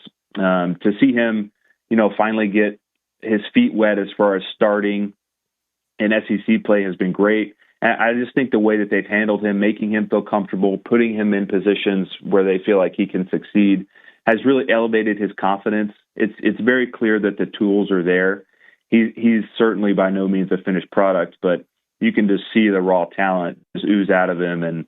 And for him to have the success through 35 at-bats has been awesome to see, and he certainly looks like he's going to have a great career in maroon and white. Look, the offense has been really good all season long, right? I mean, they're elite. But with Chris Hakopian out there, and I don't even know if we've seen the full Chris Hakopian yet, it seems like the offense is in another gear. What have you seen from Chris overall, and what do you think we're going to see? Well, I think Chris is elite, like really, really elite. I know everyone talks about Caden Sorrell, and deservedly so. I certainly think he's going to be in the big leagues. But I think Chris may be better. I don't think that we have seen Chris at his full potential. I think he's got a lot more in there. I think it's just going to take some more time for him to get comfortable from his back injury. But I just, the way he controls the plate, his strike zone awareness is super, super elite. Something you don't see to that degree a whole lot. And really his defense is what has surprised me the most. You know, I wouldn't say he was known as a defensive liability when we signed him, but he certainly had a lot of work to do. And he's only had one error throughout the year. He's fielding 980, which is a very good number for a middle infielder. And just really proud of his hard work and progression on the dirt. And like you said, I think he's got a ways to go offensively as far as getting comfortable. And I think the best is yet to come for Chris. All right, let's go to starting pitching. And it's kind of been a mixed bag there, right? We've had some really nice performances from Shane Sadeo. Friday started off really good. Then he had a major hiccup. How do you kind of assess where Shane is? Yeah, I think Shane, I just think Shane is in a bit of a roller coaster right now. I think he was out of the game for so long. And then you throw him in a pressure-packed situation on Friday nights. I mean, look, man, the Friday night starters are there for a reason, the SEC. I mean, they're all out dogfights. And most likely in the SEC, both teams, those Friday night guys are going to go in the top couple rounds of the draft. So every pitch matters on a Friday night. There's a lot of pressure on the starting pitcher. And I just think he's still trying to find his way. I think that Shane is very competitive, which you love, but I also think he's very emotional. And I think that's a little tricky when you're dealing with a Friday night starter in the SEC. I think more oftentimes than not, you want that guy to be a pretty level-headed, kind of can't be bothered kind of guy. Don't get me wrong. I love the fire that comes out of Shane. But I think I would like to see him kind of control his emotions a little more, especially if something doesn't go his way, and just keep his team in the game, stay level-headed. And I think he'll see more consistent results if he's able to do that. And then kind of a similar question about Weston Moss. Yeah, it's kind of more of the same with Weston, right? I think Shane and Weston are both similar as far as their demeanor on the mound, which, again, I love. I love a bulldog mentality. I think it helps the team play better. I think it helps the defense play better. I think a faster pace, kind of fill the zone up with strikes, I'm going to come and get you sort of attitude is very positive. But again, I think it takes some maturity to be able to control that, especially on weekend environments in the SEC. And I think those guys will do it, David. I think they're just kind of taking their lumps. You know, we're kind of learning as we go with these two. And I think they'll continue to progress. And what I'll say is I truly believe this team will go as far as Shane Sadeo and Weston Moss allow them to go. I think they're that, and I think they're that crucial, and I think they're that important to the overall team success. And the reason I say that is because I always think that the staff needs more arms than they probably really do. But I think this team is a little short on quantity of arms, and so I just think that that's going to put a lot of pressure on Shane and Weston to carry the team on the weekends. How about Aiden Sims, and do you like him in the Sunday spot? Yeah, Aiden has been great. I'm super impressed with Aiden. You know, we're talking about a calm demeanor here, and I think he exudes a lot of that, which is very impressive, especially for a true sophomore. I thought he's been absolutely elite in a Sunday role. The thing I love about Aiden in a Sunday role is his command. Only 11 walks in 36 innings. He's still averaging more than a strikeout per innings pitched. So he has elite stuff, but he has elite command. So you can count on Aiden on Sundays to give you a chance, and that's what you really want out of a Sunday starter. You want a guy that fills up the zone and gives your team a chance to win, because more likely than not, it's going to be the rubber match. And you want somebody who's going to keep the ball on the ground, keep you in the game, And Aiden has certainly done that. He's passed all his tests so far with flying colors, and he's probably been the most consistent starter that A&M has. All right, and then just overall bullpen thoughts, because they've been pretty good, dude. Sorry to drop a dude on you. No, you're exactly. It's all good. No, you're exactly right, David. I think I mentioned the quantity of arms being a problem, and that's just my opinion. That may come to fruition, it may not. But the ones they do have been great. I mean, Clayton Freshcorn, I think, leads the way with that. I mean, his progression from last year has just been elite. The way he dominates the strike zone, he fills up the zone with multiple pitches. I mean, he's been near unhittable at times. And then you have Juan Vargas and Ethan Darden, who have both been awesome as well. I think that's kind of been the three horses that you've been riding out of the bullpen. I just worry, like I said, about quantity. I think they need a fourth or fifth dependable guy out of the bullpen. I think Grant Cunningham is certainly showing signs to potentially be that guy. I'd still like to see a little more out of him, but look, they're kind of piecemealing it together at the back of the bullpen. They just got to get it to them with enough outs to play with over the 3-game series on the weekends. So, JB, when we talk about how good this team has been in walks allowed per 9 innings and where they rank in strikeout to walk ratio, they're in the top of the country in both of those, right? In near the top. Does that correlate with what we're seeing overall? And maybe it's just as simple as what you were talking about earlier. The starting pitching hasn't necessarily been there, and that's why it doesn't feel like those numbers are the overall vibe of the team. Yeah, no, I think you're right, David. A couple of things on that. So their ability to fill up the strike zone is elite. Okay, they only have 63 walks as a team through 224 innings. I don't stare at collegiate baseball numbers all day, but I'm pretty sure that's top echelon. I'm pretty sure that's elite. So this staff is one that throws strikes, and I think that's very important. I think where the staff gets into a little bit of trouble is their lack of swing and miss throughout the staff. If I'm to pick on the staff at all, if I'm to critique the coaching staff and the pitching staff, when I was at A&M, Rob Childress was known to be an elite pitching coach. He was an elite pitching recruiter. He was an elite pitching developer. And during my time at A&M, I was very spoiled with countless guys that walked out of that bullpen who were 93, 94, 95 miles an hour and above. They had elite velocity. Rob taught them how to throw strikes, and our strikeout numbers were just electric. And I think at Texas A&M, I don't think there's an excuse not to have that. I think that you're in a fertile recruiting ground in the state of Texas. Everyone should want to be at Texas A&M. And I think when you look around the league, I think that you see a lot of that. I think you see a lot of 95 to 97 wipeout stuff. And I think that's something, like I said, if I'm to pick on the staff at all, I think that's something we could continue to grow in that department. And I worry that because we don't have that, we can tend to get hit around a little bit because we fill up the zone so much. Talking to JB Miles here on TexAgs Live. JB, let's talk about the midweek games and considering what's still ahead and the success they've had in the midweek. Just how important are they in the overall pursuit of potentially hosting, if they can be that level of team in the postseason?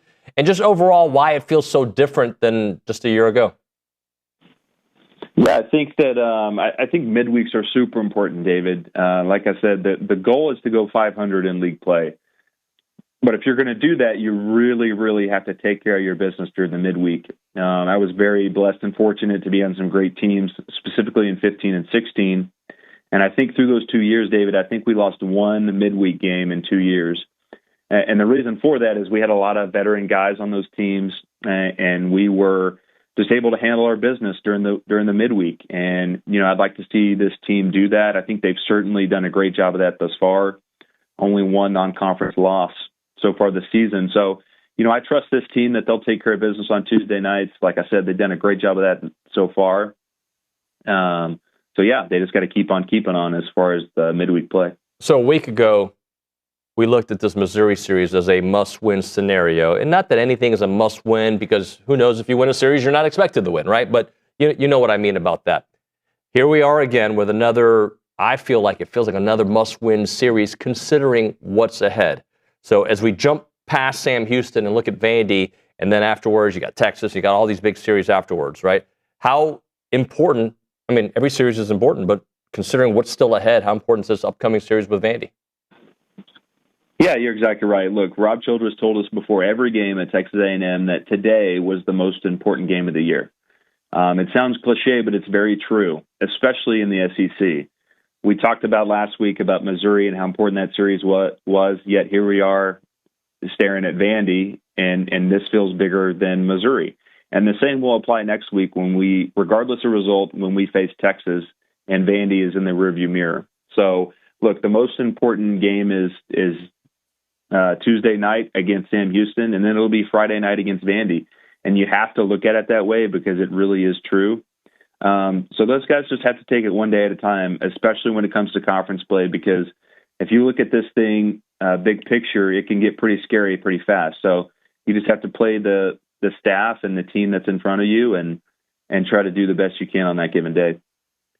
Okay, this is probably an unfair question, but I'll just ask it. Has this team exceeded what you thought they would be at this point, about what you thought they'd be, below or beneath what you thought they'd be at this point right now? Yeah, I think it's fair to say through 27 games, this team is probably, I would say, slightly exceeded my expectations. I mean, look, they're 22-5, David. They're one game above 500. It's really, regardless of who you're playing, it's kind of hard to ask for more than that when it comes to winning baseball games. When it comes to the offense and the defense, I'd say they are slightly above expectation. And the pitching being the only outlier of, I would say, slightly below expectation. Like I said, maybe I'm too hard on the staff or the arms, but I just, for my history at A&M, I just expect a lot of, 95 to 97 to walk out of that bullpen. So I'd say that's the one piece that's kind of below expectation. But listen, as a whole, I am very, very pleased and very proud of what these guys have done, and certainly anticipate them having continued success throughout the rest of the year. JB, I appreciate it, buddy. Thanks so much for making the time. We'll talk to you here soon.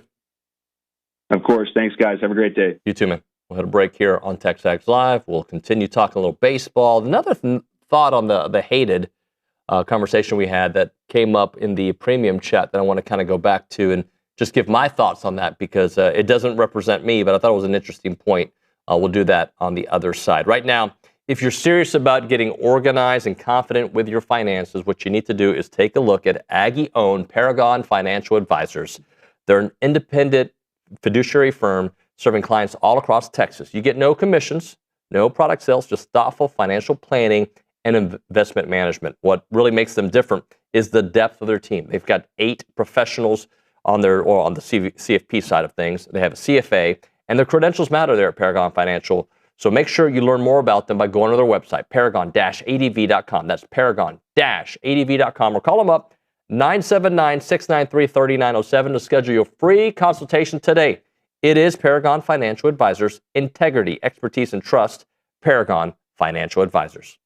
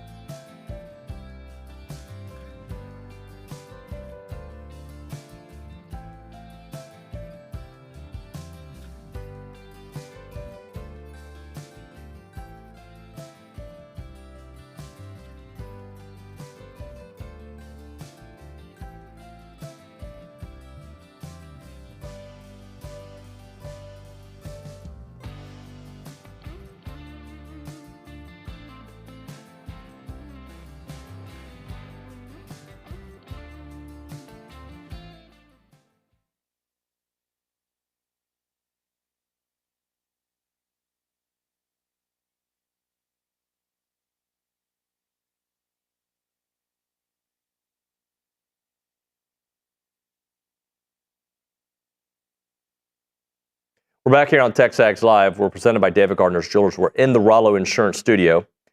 And we had a discussion earlier on in the program from a CBS Sports article that talked about the most hated teams of all time.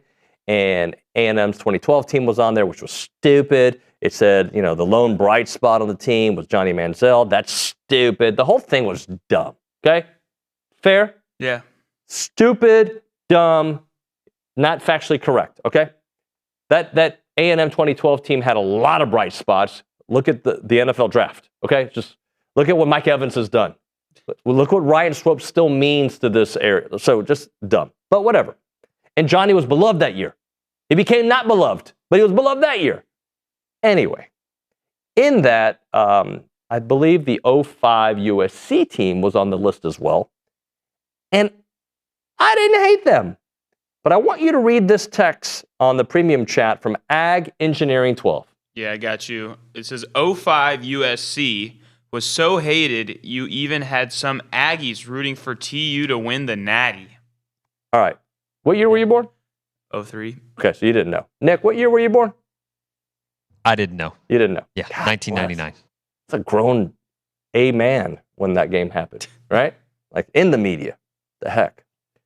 I could tell you, so this is what happens. You take a little blurb, and then some Aggies are going to get mad at me for this blurb. And then some Longhorns are going to get mad at me for this blurb because they're going to only hear the part that they want to hear. Because I do know people report back that on the Longhorn message boards, they hate me, which they should.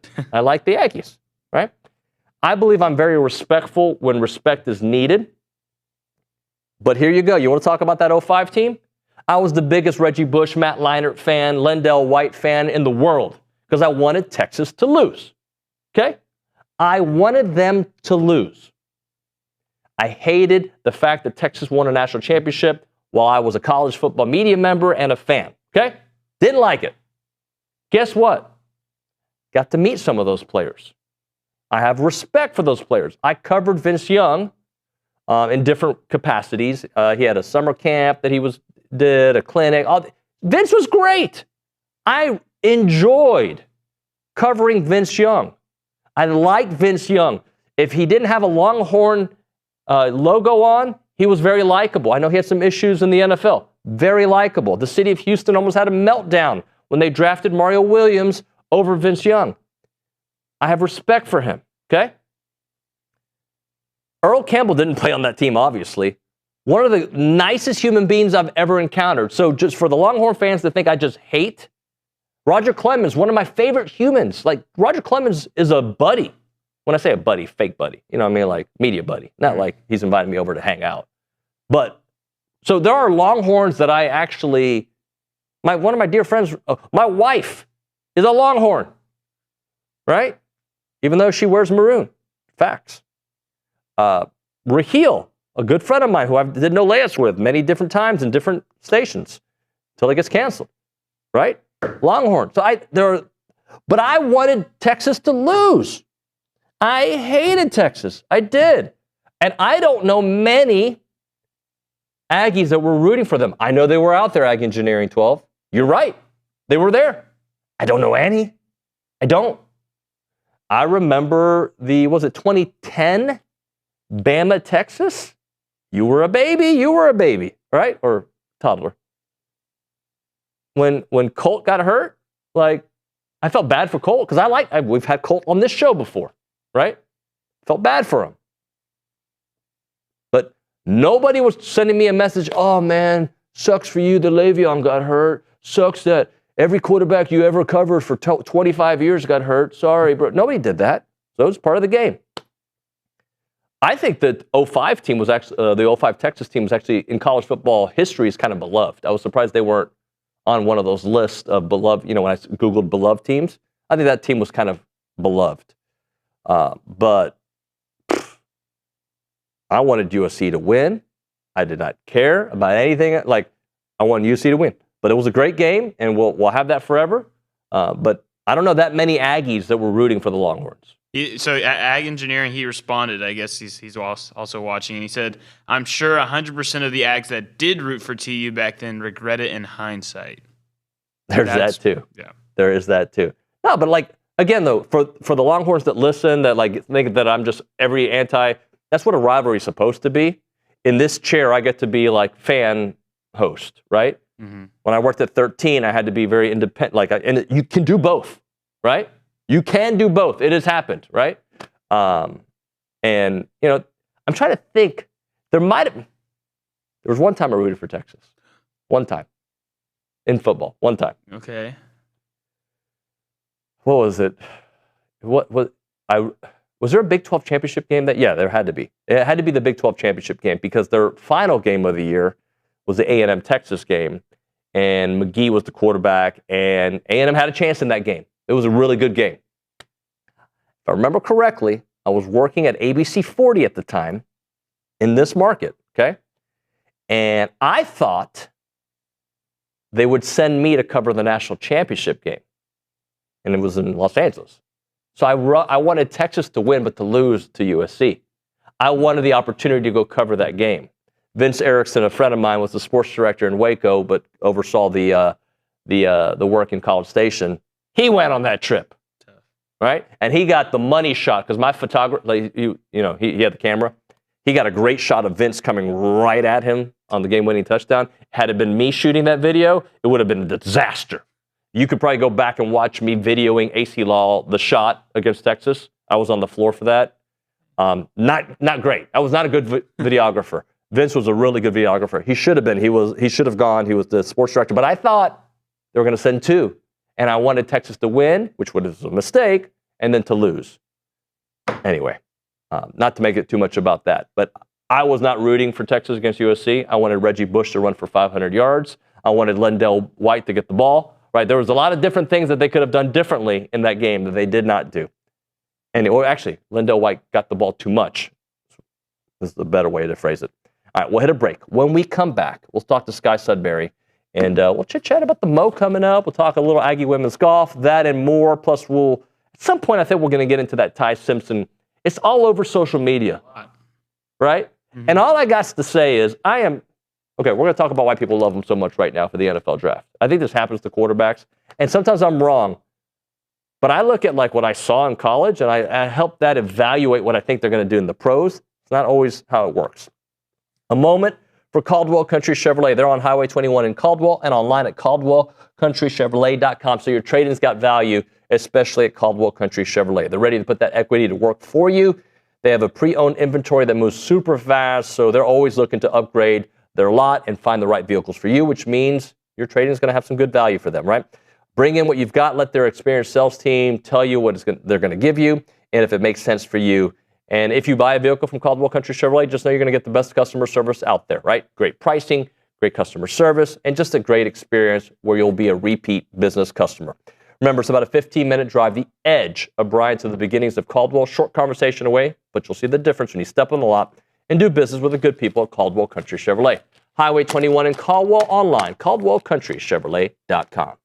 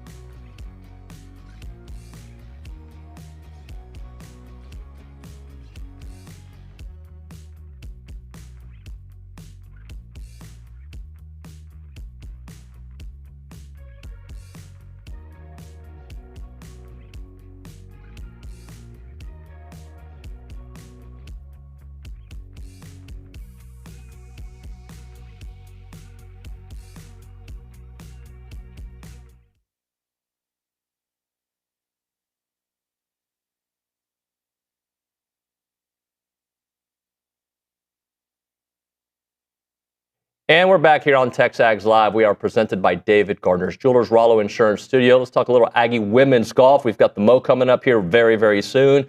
Sky Sudberry is here to talk about that, the way the Aggie golf team season has gone, and everything in between. How are you, Sky? I'm great. How are you? I'm great. You were here just a couple weeks ago. I know. Crazy. So let's chit-chat a little bit about, so we saw you right after a fun run in Cali, and then Fort Worth happened. Fort Worth, I think the way Coach Chadwell described it was kind of a mixed bag, some things you need to clean up overall. What was your takeaway? Yeah, absolutely. It's probably the most we struggled as a team a little bit. We saw a really hard golf course where you couldn't really make mistakes. Every part of your game had to be on, so it kind of exposed our weaknesses a little bit. But it was great. I feel like I learned the most from that tournament than honestly any tournament before. I really saw what I need to work on, going into the Mo in the postseason. So in that way, it was super helpful for us. Yeah, and if my memory serves me correct, the first round's really what set you all back, right? So, and then when you're in that position, having to learn how to climb out of it, I think is back to your point, why you learned so much. Yeah, absolutely. We kind of dug ourselves a hole the first round, myself included.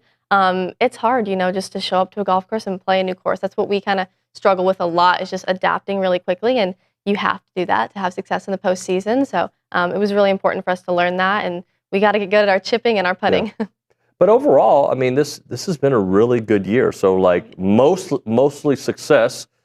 You just want to make sure it doesn't become a trend of a couple of rough ones, correct? Yeah, absolutely. It's good to just kind of pull the reins in and kind of get reset. I've been telling the girls lately that we've worked so hard this semester, and it's really exhausting, but right now is kind of when we need to catch our second wind for the last half of the season, and I think we caught it. Yeah, and you get to go to traditions next, right? So let's talk a little bit about the Mo, but first off, just from a golf perspective, coming home and playing in front of your fans, a course that you know so well, a course that'll get you ready for any course. Yes, absolutely, yeah. It's so nice to play in front of the 12-man fan base and go out there. Golf, we only have one home tournament a year if we're lucky to host one.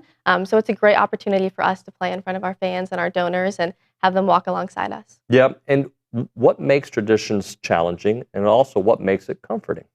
Traditions, everything is hard about traditions. Yeah. I mean, seriously, even for us, it can still bite you even if you play it every day. There's a lot of forced carries, there's creeks, there's hazard on every hole. The greens are very small, the fairways are narrow. It's just a demanding golf course. And if you give yourself a break, try to take a mental break, you may mess up. So you have to stay locked in for the entire round. But it's comforting because we play it every day, and we know it. Sometimes we know too much, and we know the bad spots you don't want to be, so you kind of have to manage your mind a little bit. But it's good because we've played it more than anyone. So I don't see how I want to phrase this.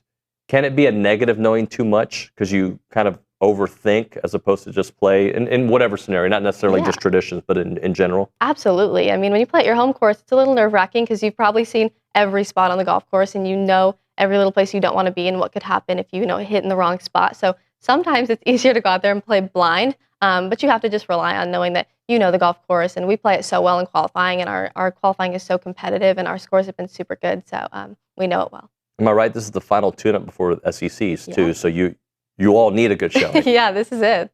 So in years past, how does that translate what you do at the Mo to what happens next? It's a great confidence boost, because you're going out there at a place you're comfortable with. There's not a lot of variables really to take into account. You get to sleep in your own bed. You get to eat at the restaurants that you love, and that's really helpful to not kind of be exhausted by the time you get to SECs. And then this year, we actually have about a week break before SECs. Years prior, we had to leave the next day. That's right. That's going to be really helpful. Yeah, you get your bodies to rest a little bit. Talk to me about what's happening on the 8th, the watch party. Yes, the watch party. So the final round of the Mo, behind the 18th green at Traditions, we're going to have a watch party. We're trying to get people out there who have maybe never seen golf before. Maybe they have. We're going to have free food, free drinks. We're going to be doing giveaways, raffle, some exclusive merch. So it's going to be a great time. It's from 11:30 to 1:30. We will be making our way through there from 12:30 to 1:30 kind of. So it's a great opportunity to come watch the Aggies.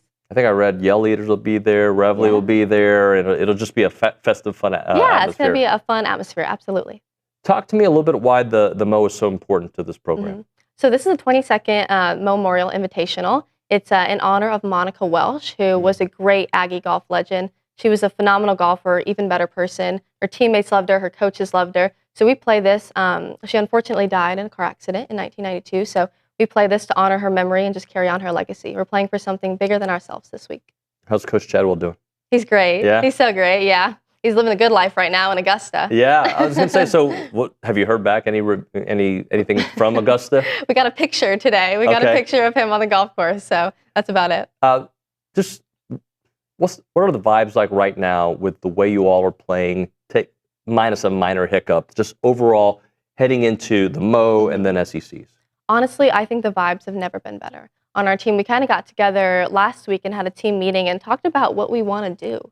You know, Coach Shee is really adamant about if we don't talk about it, how could it ever happen? So we've talked about our goals and what we want as a team and kind of relied on the older girls to kind of show, hey, this is what we've seen and this is what it takes when it gets down to the nitty gritty. So we're in a really great spot. So what can you share about what you got? I'm assuming a national championship in there, but just what can you share about some of the goals in the close proximity to where we are right now and just overall by the end of the year? Yeah, so we talked about taking care of business at the Mo and putting on a good showing for our home fans. We talked about SECs. It's a really long week. The goals kind of change. First, you have to even get to match play, and then we talked about how to play well in match play and what all entails with that. So we talked about winning a national championship, obviously, getting a good seed for regionals. We would love to play at Baylor. If we can continue doing what we're doing and keep our ranking high, we'll be there. So that'll be another close game. Yeah, we just talked about, again, catching your second wind. And it's a really long, hard season, but we're in a good spot. From a competitor standpoint, how do you make that switch to match play mentally? It's really tough, but you kind of have to just continue to play your own game. In match play, you want to compare yourself to the other girl because sometimes your strategy may change based on what she does. But you have to know you're playing your own game and your best golf is going to be good enough. And yeah, it's hard though. It really is because we never do it during the regular season. How much have you grown this season? So much. Yeah. Oh my gosh, yes. I think that this has been my best year just all together, just growing personally. I feel like an older girl. I feel like a veteran a little bit. It's helped being able to kind of mentor the younger girls on the team and put me in that role. And it's just been super fun. Yeah. Does it take a little while for it to be like, oh wait, I'm supposed to carry the torch now. I'm supposed to set the tone. I'm the older player now. Yeah, absolutely. You don't realize it. And then sometimes I'm on the golf course and I feel like a freshman again. And I'm like, I don't know what I'm doing. And then I'm like, wait, I have to be the one. I kind of have to be a role model and, show the girls kind of what it's like. But they've all been so good and they know what they're doing too. So we kind of just feel like a unit of girls. There's really not junior, senior, freshman. We're just all working together as one. All right, let's wrap up. So the Mo's coming up. Tell the people what they need to know, the particulars, and obviously the watch party on the 8th. Yes, watch party on the 8th, most important, Wednesday, April 8th. It'll start Monday, Tuesday, Wednesday. We'll be doing tee times from 8:30 to kind of 10:50-ish Monday, Tuesday. So we'll be on the golf course for 4 or 5 hours. So come out and catch us. And then Wednesday, April 8th, watch party behind 18 Green. Awesome. Thank you, Sky. Appreciate you very much. All right, we'll hit a break here. We'll come back. We'll get into that debate that we talked about a little while ago, Ty Simpson and whatnot. We've got the 10 o'clock hour, Final Four to talk about, a little A&M boxing, that and more. You're listening to TexAgs Live.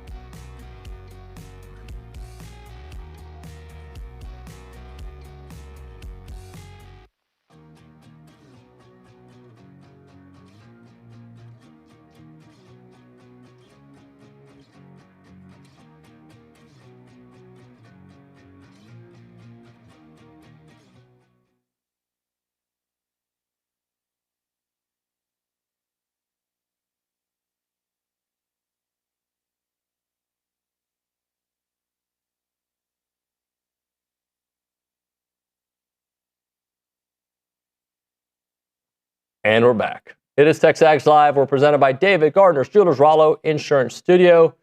Hour number 2 of the show is coming to a close. So, all right, Justin Paez at the Angry Elephant News and Social Center. Aggies gather at the Angry Elephant. Help me understand. I know Dan Orlowski said that Ty Simpson would be his QB1 over Fernando Mendoza. I disagree. I know Dan. I covered him when he was at the Texans. Nice guy, very smart guy. I think sometimes what happens in our business is you become a product of what clicks, right? And I don't know if that's what he was doing or not. I don't know how you can look at what, I think he said, like, look at what Fernando did in the big games. Yeah, he was amazing. Yeah. You see what he did against Miami? Like, when the game mattered? Driving touchdowns. So, I don't know. I can disagree with somebody and just disagree with them. It doesn't have to be a big deal. But I want to hear what is being said about why he should be QB1. And I think it's not just Dan Orlowski. I think there's several people now saying it. I'm not saying he shouldn't be. I just wouldn't think of him that way. Yeah, I feel like the narrative is definitely pushing towards Ty Simpson a lot over the last couple of weeks. It started with Orlovsky. There's been backfire on that, but then I feel like it is growing. The sentiment is growing, but I'm trying to find it. I'm really trying to find the attainable evidence that can show. And the biggest thing is those first 9 games when he was a Heisman candidate, 70% completion percentage, 21 touchdowns to 1 interception. They beat Tennessee. They beat Georgia in Georgia. They beat Vanderbilt, the team they lost to the year before. Yep. They beat Missouri. Like that's the calling card. And past that, though, I'm very skeptical. Another thing too is those receivers had a lot of drops last year. Ryan Williams had 13 himself. Mm-hmm. But other than that, the game started is what really holds me back. His numbers dropped off significantly. By the way, so did Marcel's. But we hear way more about Marcel's than we hear about Ty. Now, maybe we hear more about Marcel because we cover A&M, right? And also, he's still in college football. But we're talking about a guy being drafted as potentially a number 1 pick. And I don't have the trained eye. I know we got a couple scouts that listen to this show. They may text me here in a minute and tell me I'm crazy. They may tell me, dude, you're right. But I don't look at Ty Simpson and think NFL quarterback. I just don't. But by the way, that has happened before. Google the last, 10 years, right? Google AI will be able to compile it pretty quick. 10 years, first-round quarterbacks drafted. Shedeur Sanders. Last year, there was a big debate. Should he be number 1 or not? I never saw him as that level of quarterback. I don't know Jack. I don't. Could he be? Potentially, sure, right? I know that he had a better finish of the season. Didn't he make the Pro Bowl after playing 4 games? He made a Pro Bowl, but so that's dumb. A joke, unfortunately. Anyway, so look, I'm not saying that I'm Mel Kiper or Lance Zierlein or Daniel Jeremiah. I just watch the games and I make up my decisions based on what I saw. And almost any quarterback, if you don't go to the right system, it ain't gonna work. I looked at C.J. Stroud in college and I was like, oh, that guy could be good. He could be really good at the next level. Had a great rookie year, kind of taken a step back the last couple of years. Yeah. Oh, by the way, the offensive line's gotten worse. To me, it all kind of, in the Alabama offensive line, you look at what people are saying now, a year later, ridiculed. So could that be a part? You have the list in front of you? Yeah, I'm diving. Just throw me some quarterbacks and I'll tell you what I thought about them heading into the league. Like Lamar Jackson and Daniel Jones. I did not know Lamar Jackson was going to be the Hall of Fame stud that he became. What about Kyler Murray was a name? That's an interesting one for me. I didn't think he'd be that good. He was probably better than I expected, and then about what I expected. He's kind of been both. Yeah, and then how about Sam Darnold, the jump? I looked at Sam Darnold. I don't want to say very much the same way I look at Ty, but I was like, okay. Right. Just a guy.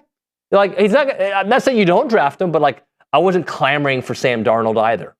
Yeah, and I look at Fernando Mendoza. Maybe it's because he's on Team Kua. I don't know. Winning a national championship, what he did. I understand the questions around his game too. I do recognize the questions. There's supposed to be questions around everybody. They're supposed to poke as many holes as possible. To me, he seems like a guy that might be a pretty good quarterback. I don't think of him as Dan Marino. Way before your time. No, should have used a different guy. Of course I know who that is, though. Okay. Warren Moon. Way before your time. Should have used somebody else. Anyway, who are some other ones? Baker Mayfield, Josh Allen. Baker Mayfield, I think has had a better NFL career than I expected. Right? Yeah. And I don't know because of the Johnny comparisons that I kind of didn't want him to be good, right? Because with Johnny, I didn't expect Johnny to be a great NFL quarterback, but I wanted him to. Yeah. Right? Like he's kind of small though, right? Like, and he's kind of reckless because is that going to work at the next level? But I wanted it to work, and I thought he should have been a first-round pick, and like for obvious reasons. Who else? We got Trevor Lawrence, Bryce Young, Justin Herbert. I didn't. So watching Bryce Young, I did not think he was going to be a very good NFL quarterback when I watched him play. I thought he was a great college quarterback, but I didn't think. But then when the draft process happened, and the Texans lost, they won a game at the end, so they didn't get the top, whatever it was. They didn't get the top pick. I think they got the third pick, right? Yeah. I was like, man, they missed out on freaking Bryce Young. So, that was more that I bought the hype train that they sell you after the season. But I remember thinking, I don't know if this guy's an NFL quarterback. Yeah, it's the size. And for Simpson, he's not even that big of a quarterback. He's 6'1". His measurables are comparable to like a Brock Purdy. Yeah. Except Brock Purdy started, I looked it up, 46 games in college, and Ty Simpson started 15. So, the experience, too, is another thing. I know he spent years and years with Alabama, and he had some time with Nick Saban, but... Here's where I struggled with Ty Simpson, and I probably need to go back and watch some more game film. But I would say I remember thinking he had happy feet towards the end of the season. Oftentimes, when a quarterback gets happy feet, it doesn't come back. Right? Like, you keep it. Like, it's, David Carr never was the same after getting sacked 86 times, right? And I don't know if he would have ever been a great quarterback, but I don't know if that goes away. Now, an elite offensive line, it can obviously go a long way towards that. But I'm not against Ty Simpson. But I just don't think of him in the same way I look at Fernando. I just don't. And the only thing, the same one with thing Nussmeier and all these other guys. What could help Simpson is if he does go later in the first, maybe he lands on a team that's more suited or more built already, like a Pittsburgh. I know there's rumors about the Rams going for their backup quarterback for the future. That makes sense to me, right? That does make sense to me. I sometimes allow the film, what I saw, and maybe I hold against them what other Alabama quarterbacks did, right? Maybe that plays a role in it. All right, that's going to do it for hour number 2 of the show. When we come back, we're going to talk a little NCAA Final Four. Justin Lanham, our Aggie basketball correspondent, he watches nothing but Aggie basketball and college basketball. Doesn't watch anything else but his family and basketball. We'll talk to him on the other side.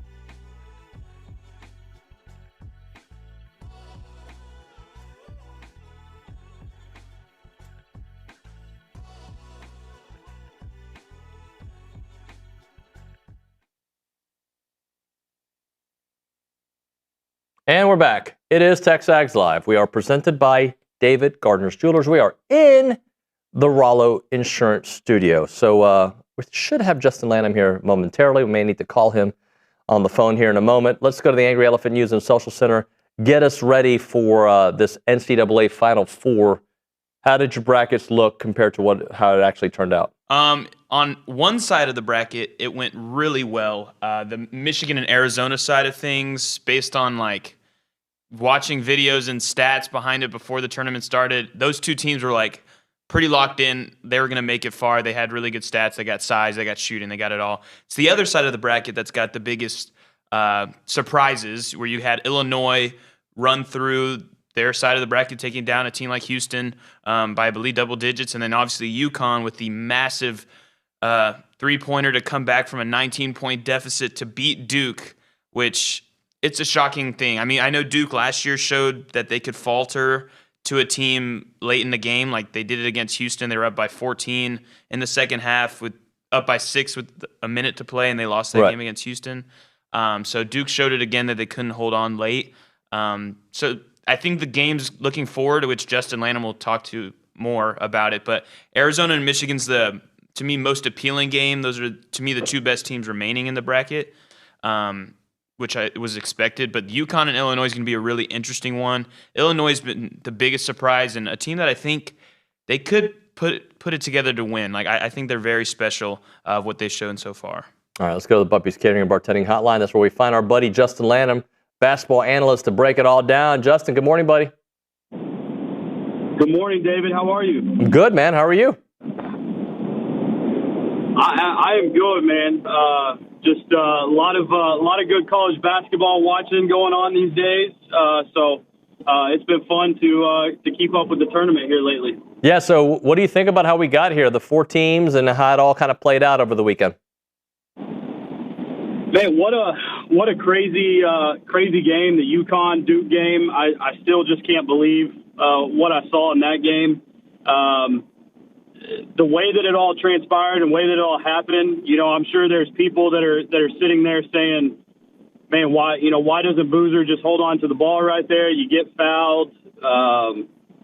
You go to the free throw line and you probably secure the win there. But I feel for the kid because also like watching his press conference after that game and seeing how he having to answer those questions and answer to the people asking the hard questions. Like I have a lot of respect for him after what he did. And so, but also too, on the back end of that, like what a shot, even whenever he turned the ball over, in my head, I was like, there's no way that this ball is going in, and it was nothing but net. And so what a spectacular shot. So, that was crazy. And then, Illinois' story is pretty cool. I think they're obviously the underdog out of all of them. But I think that Michigan-Arizona game, David, is going to be just going to be a knockdown, drag-out fight for sure. So it's interesting because you have a team that has done so well at limiting their opponent's shooting, right? Illinois has done such a great job doing that. And then you got a UConn team that can, dominate the paint. Is that going to be the storyline in this one? Does Taurus Reed Jr. kind of go off and dominate the paint? Can Illinois establish that defense that they've done pretty much the entire tournament? That's definitely going to be one of the things to watch for me. Heck, I even tweeted this out after watching UConn and Duke. UConn runs some of the best offense and just stuff in general that I've seen in a really long time. Those guys are moving at all times. They run a lot of off-ball screens. it wasn't until late in the game that Duke finally started switching. It was like the last two possessions or last possession of the game that Duke finally started switching, but they weren't switching for a while, and UConn shooters were able to get free and get good looks. They kept trailing all these screens, and so to me, that's going to be something that I would look for in the Illinois UConn game is how does Illinois handle all that off-ball action? Because to me, that's the key. And I understand where Duke's concern was is they didn't want to switch a whole lot because they can't switch off of number 5 inside. Like he has such an impact on the game inside, and anytime he touched the ball, it seemed like it was going in or they were fouling him. He was getting to the free throw line. So that's definitely going to be the storyline. And if you can keep UConn out of the paint, and then also just their ability to knock it down, Caravan's ability to knock it down from outside, and Mullins, they've got a bunch of shooters, so that's going to be the story. But I will tell you, I've liked Brad Underwood for a long time. I think he's a really good coach, and I think they're obviously going to be prepared as well. So I'm looking at these numbers, and I look at Illinois, and they shoot more threes than A&M does. And I don't know if I mentally was prepared to look at that number, but not only are they in the top 10 in making threes, just their attempts overall, 1,106 A&M, obviously a couple less games, 1,003. Yeah, they've got a bunch of European players on their team, and so I think that they're kind of they play that style of basketball, right? They have the ability to knock down threes from outside, and that's obviously dangerous. So Brad Underwood, like going to whenever I was coaching high school basketball, and he would come to the TABC coaching clinics and speak and all those things.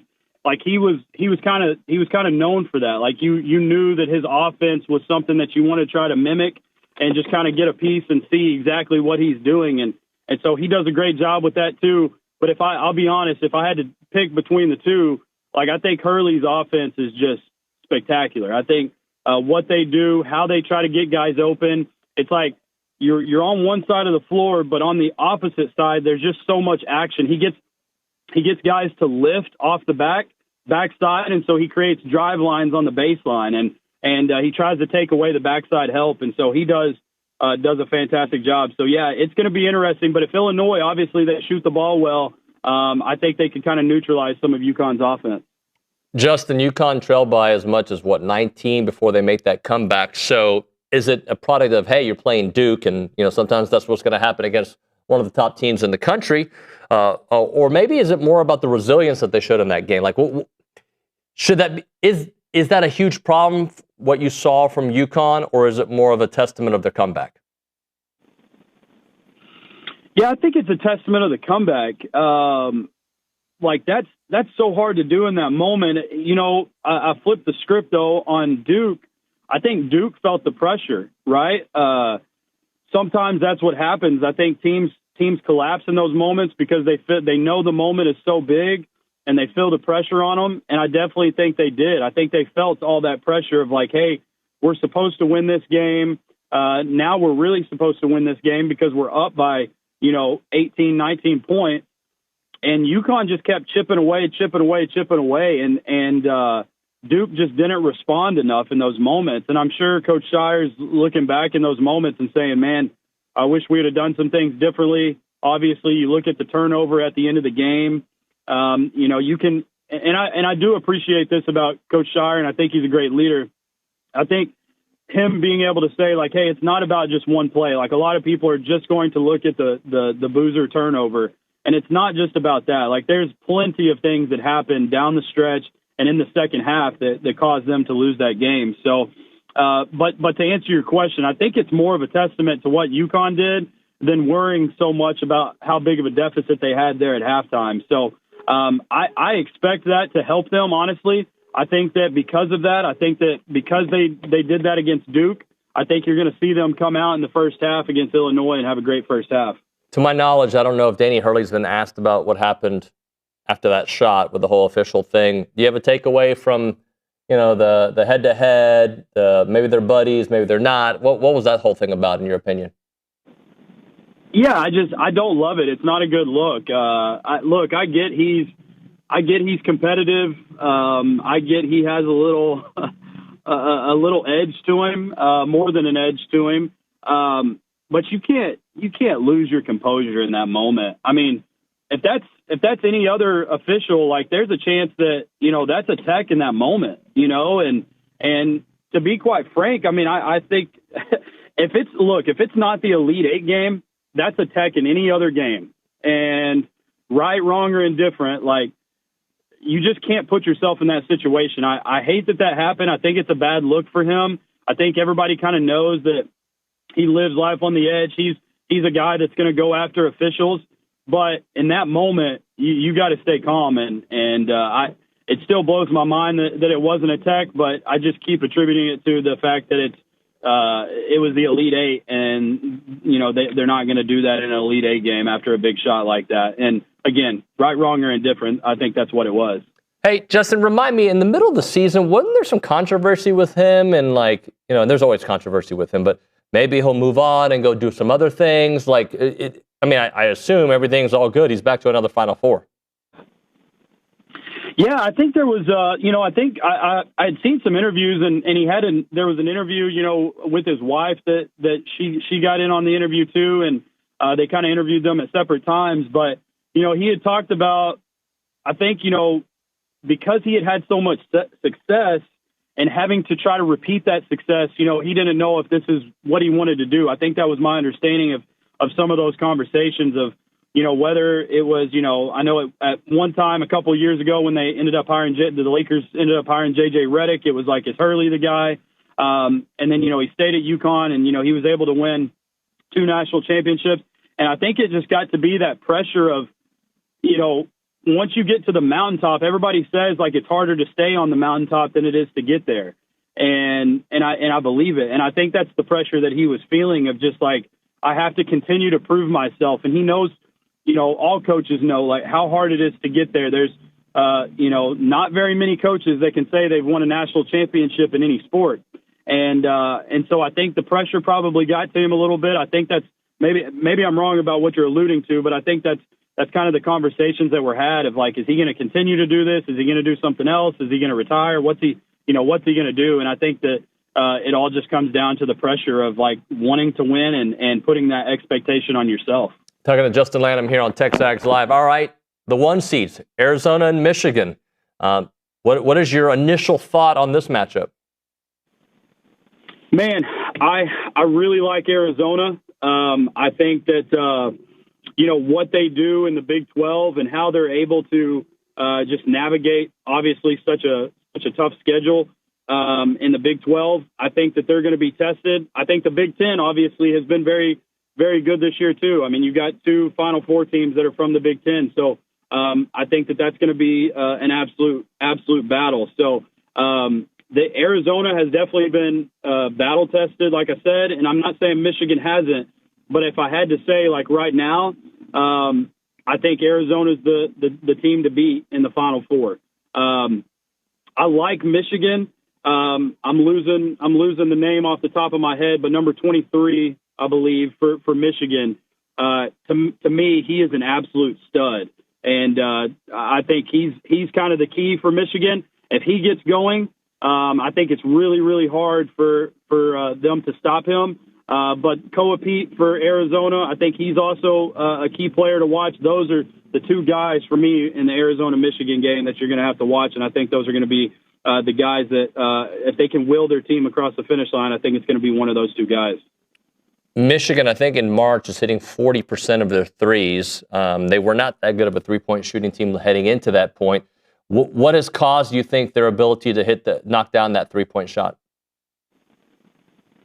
Yeah, I think any team, when you look at most teams, I know there's outliers, but I think when you look across the board, like what allows teams to shoot the ball well from outside, I think it's also their ability to have pressure on the basket. I've even said this with Texas A&M, like whenever Aggie was really good this year, I think you can also attribute that to, okay, we're shooting the ball well from outside just because you have a little bit of a balanced offense. So I just mentioned the Koa kid for them. I think for Arizona, I think their ability to shoot the ball well from outside goes off of him, plays off of him. And any good offense, whenever you have a big and that you can play through a big, you're going to open up stuff from the outside. So I think that that's kind of what attributes to that. It's probably not a fair question, but who's the best coach left?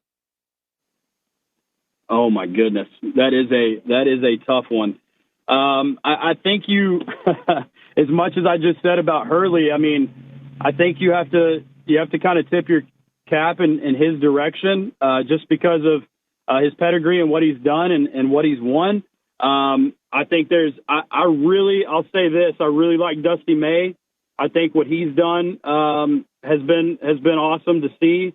Some of the teams that he's had, the success that he's had early on, and Beeline at Michigan before, like he had good teams too. So I know that he was walking into a pretty good situation. I know after they had Howard before that, and so that kind of got a little messy. But before that, Beeline was the guy, and he had that Michigan team rolling. So, but Dusty May, what he's done. But I'll also say this, like the underdog for me is what Brad Underwood has done. His teams at SFA I always thought were really good. But what he's done, I think he's kind of done it in a different way. Like I mentioned earlier, like he's got a bunch of Europeans on his roster, and he's kind of gone that direction. But it's obviously paid off. And that is a different style of basketball. Those guys are extremely, extremely skilled. Not that kids coming out of the United States playing basketball, not that they're not skilled, but it's just a different type of style. And so I think he's used that to his advantage for sure. Well, obviously he stepped up in weight class going to Michigan, and Michigan's got all the resources, they got the history. But what does it say about Dusty May back to the Final Four and only his second year at Michigan? Yeah, I think there's no doubt. Like it plays into his hands, just like it would any coach that has those resources to be able to, reload and not just having to rebuild, with freshmen. Michigan's got deep pockets there that they can reload each year. But I think you just got to say, like, obviously he's a great recruiter. Obviously, his teams play really good basketball. They're fun to watch. They're physical. I think that's the difference too, David, between, and I'm not going to say UConn and Illinois aren't in the weight room and they're not big and physical and aggressive and strong, but I do think that there's going to be kind of a different style of play. Like the UConn-Illinois game, I feel like is a little bit more finesse, and I feel like that Michigan-Arizona game is going to be a little bit more grinded out. Who's the more physical, who's the more aggressive team? So, I guess that, again, just goes talking about Michigan, just the types of kids that they get, and then obviously developing them. It's one thing to get kids. It's one thing to get 4-star and 5-star kids, but can you develop them? Can you make them better?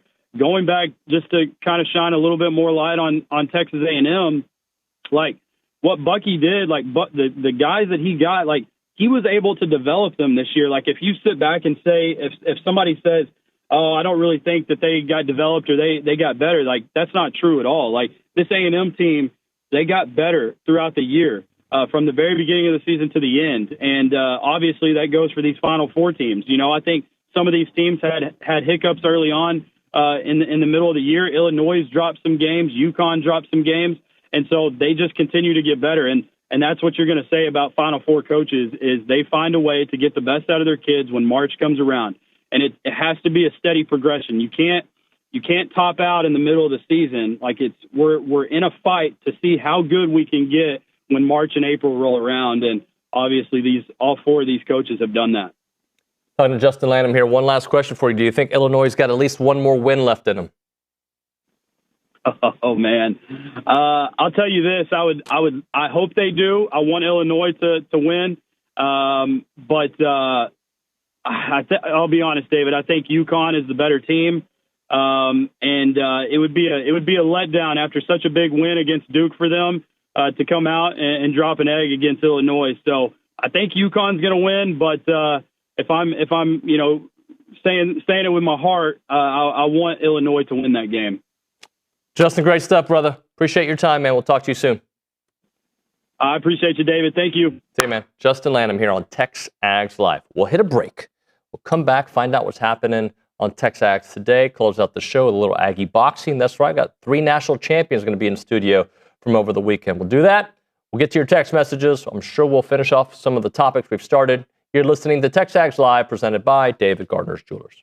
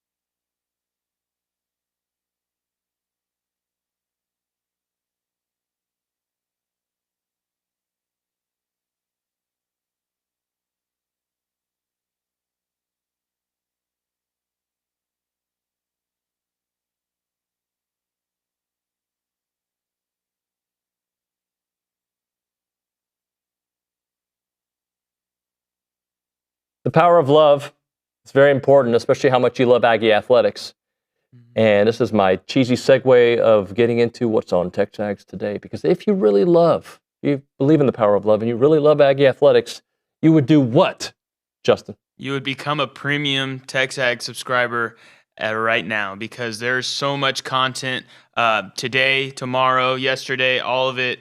I mean, obviously we got spring football, so we got sights and sounds, and we got photo gallery, and we got snippets, we got NIL interviews today, we got Kira Musgrove from volleyball, we got the Marcel Reed, we got new kicker David Olano, we got women's tennis and softball pressers today, we got recruiting long form, we know about Jason Howell's work, and then we got B Team with Richard Zane, Ryan Broniger, and then tonight, A&M baseball takes on Sam Houston at 6 p.m., so we got coverage on that as well. I'm not sure who's interviewing David later. It might be me or Bronny, but whoever talks to him, I'm curious how much he knows about, like, I'm sure he knows, right? Like, how important that's going to be this year, right? Like, so with baseball earlier, you know, we talked about how they had to fix certain areas, right? And they did a very good job at fixing some base running issues. They've done a really good job defensively, right? They found the problem, they diagnosed it, they went, and it looks like they fixed it, right? Special teams last year, there were some definitely highs, but like kicking was a problem. Yeah. Kicking was a problem in the playoff game. Kicking was a problem a lot last year, right? So, and it was weird because heading into the season, I would have thought that would have been one of the stronger parts of the team, right? So, yeah, I think David Olano's got a lot of, there's a lot of hope, a lot of optimism, and a lot of, you better prove it, my friend. Yeah. What else do you have for us, Justin? I wanted to get your take, because big news happened in the Houston area this past couple of days in the sporting world of things. Okay. The Fertittas have purchased the Connecticut Sun. Yeah. And we are getting the return of the Houston Comets. Back in our graces, they'll be playing at Toyota Center, but I know I worked for the Comets at one point. I just figured that would happen. So give me your take. Is there excitement as a fan or as a media member? What are your thoughts? No, not excited at all. Now, let me make sure that I frame this properly. I'm not excited, okay? But I'm not really excited about Houston sports in general right now. My focus is all Aggie sports. That's A. I had the privilege of working for the Comets, I believe, in 2001, 2, in that range. So I got to cover Cheryl Swoops. I remember when they were winning those national championships, or those WNBA championships with Cheryl Cooper, Cynthia Cooper, Cheryl Swoops, Kim Perrott, Tina Thompson. How do you know these names? I mean, I looked it up. Oh, okay. I was going to say, like, that was before you were born. I know Nick was a huge Tina Thompson fan. Huge. But, like, they were a fun team. Like, they were winning. They used to, I think they said Super Coop, and she would, like, raise the roof when she would score threes, Cynthia Cooper. So, like, it was cool. When I worked for them, I obviously watched way more. I like that the Comets are back in Houston. I do like that. I forget why they left. Maybe the rent was too much at Toyota Center, but I think I'm sure Leslie Alexander owned them too, so that's probably wrong. But they moved to the Astro Arena, and they played a little bit there, and, you know, I don't know. They had good crowds for WNBA standards when I worked there and before. I don't know what happened after. I don't care. Happy Houston's got a team. I hope they do well. But it doesn't move the needle for me at all. But, like, I'm going to go ahead and be honest. I don't watch Houston rugby, but I'm glad they have a rugby team.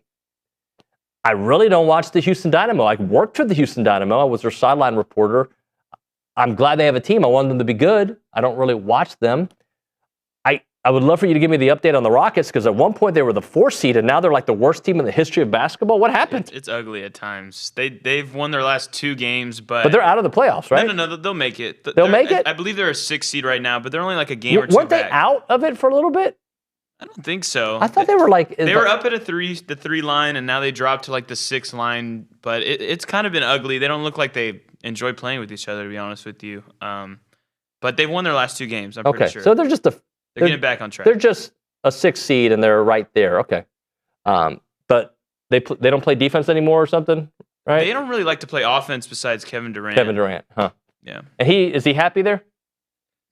I don't think so. It's all not to like cause drama or anything, but it's all since that burner drama that happened about a Yeah. month ago, it's been kind of weird in Houston. Well, for me, and I think a lot of, as you know, I have dual citizenship when it comes to NBA teams.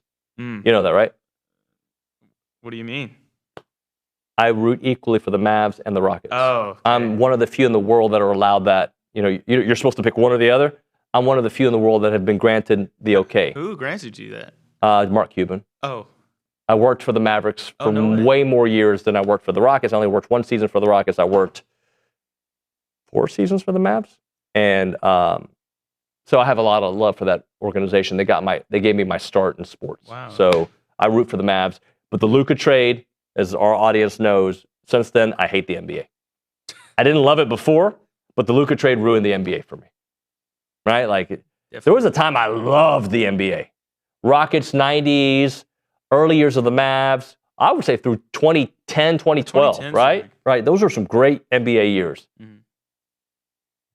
I like what Buzz did here. I like what Bucky's doing here. I like college basketball better, right? Until my team loses, then I tap out. That's fair. I completely agree. All right. When we come back on TexAgs Live, we're going to talk more A&M national championships. 3 more to add to the list, okay? So we're going to do that on the other side. We're going to talk to Carl Perry, CP from Brian Boxing. He trained these guys. Mikhail Promolov, I hope I'm saying that right.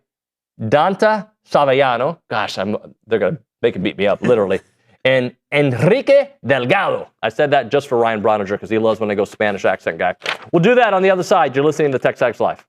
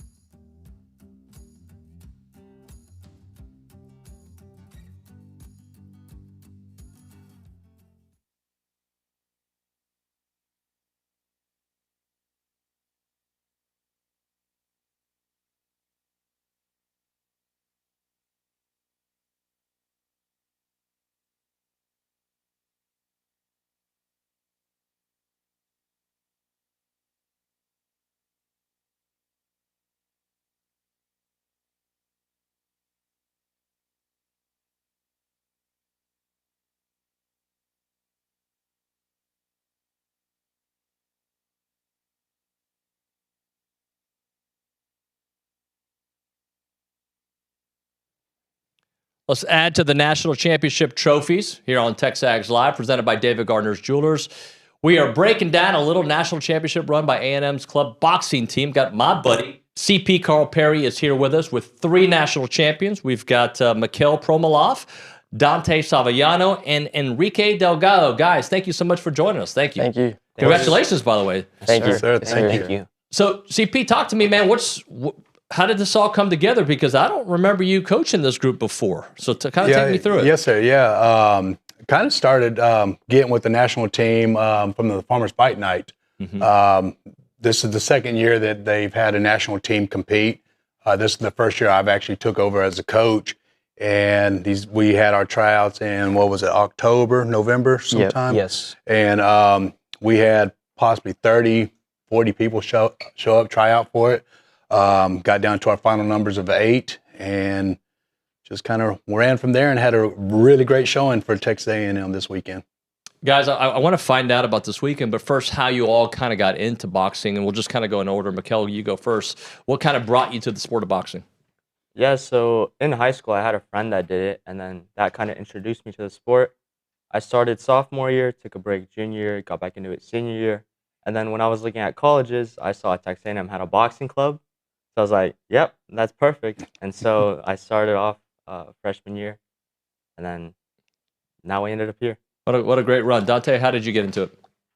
My family has been around boxing for a while, but I definitely was more into it, unfortunately, due to the influencer scene. And then I dipped my toes into professional boxing, and I always say boxing is a great rabbit hole to fall into for anyone. And I was just really drawn to the fighting spirit and just seeing how ordinary people can become extraordinary.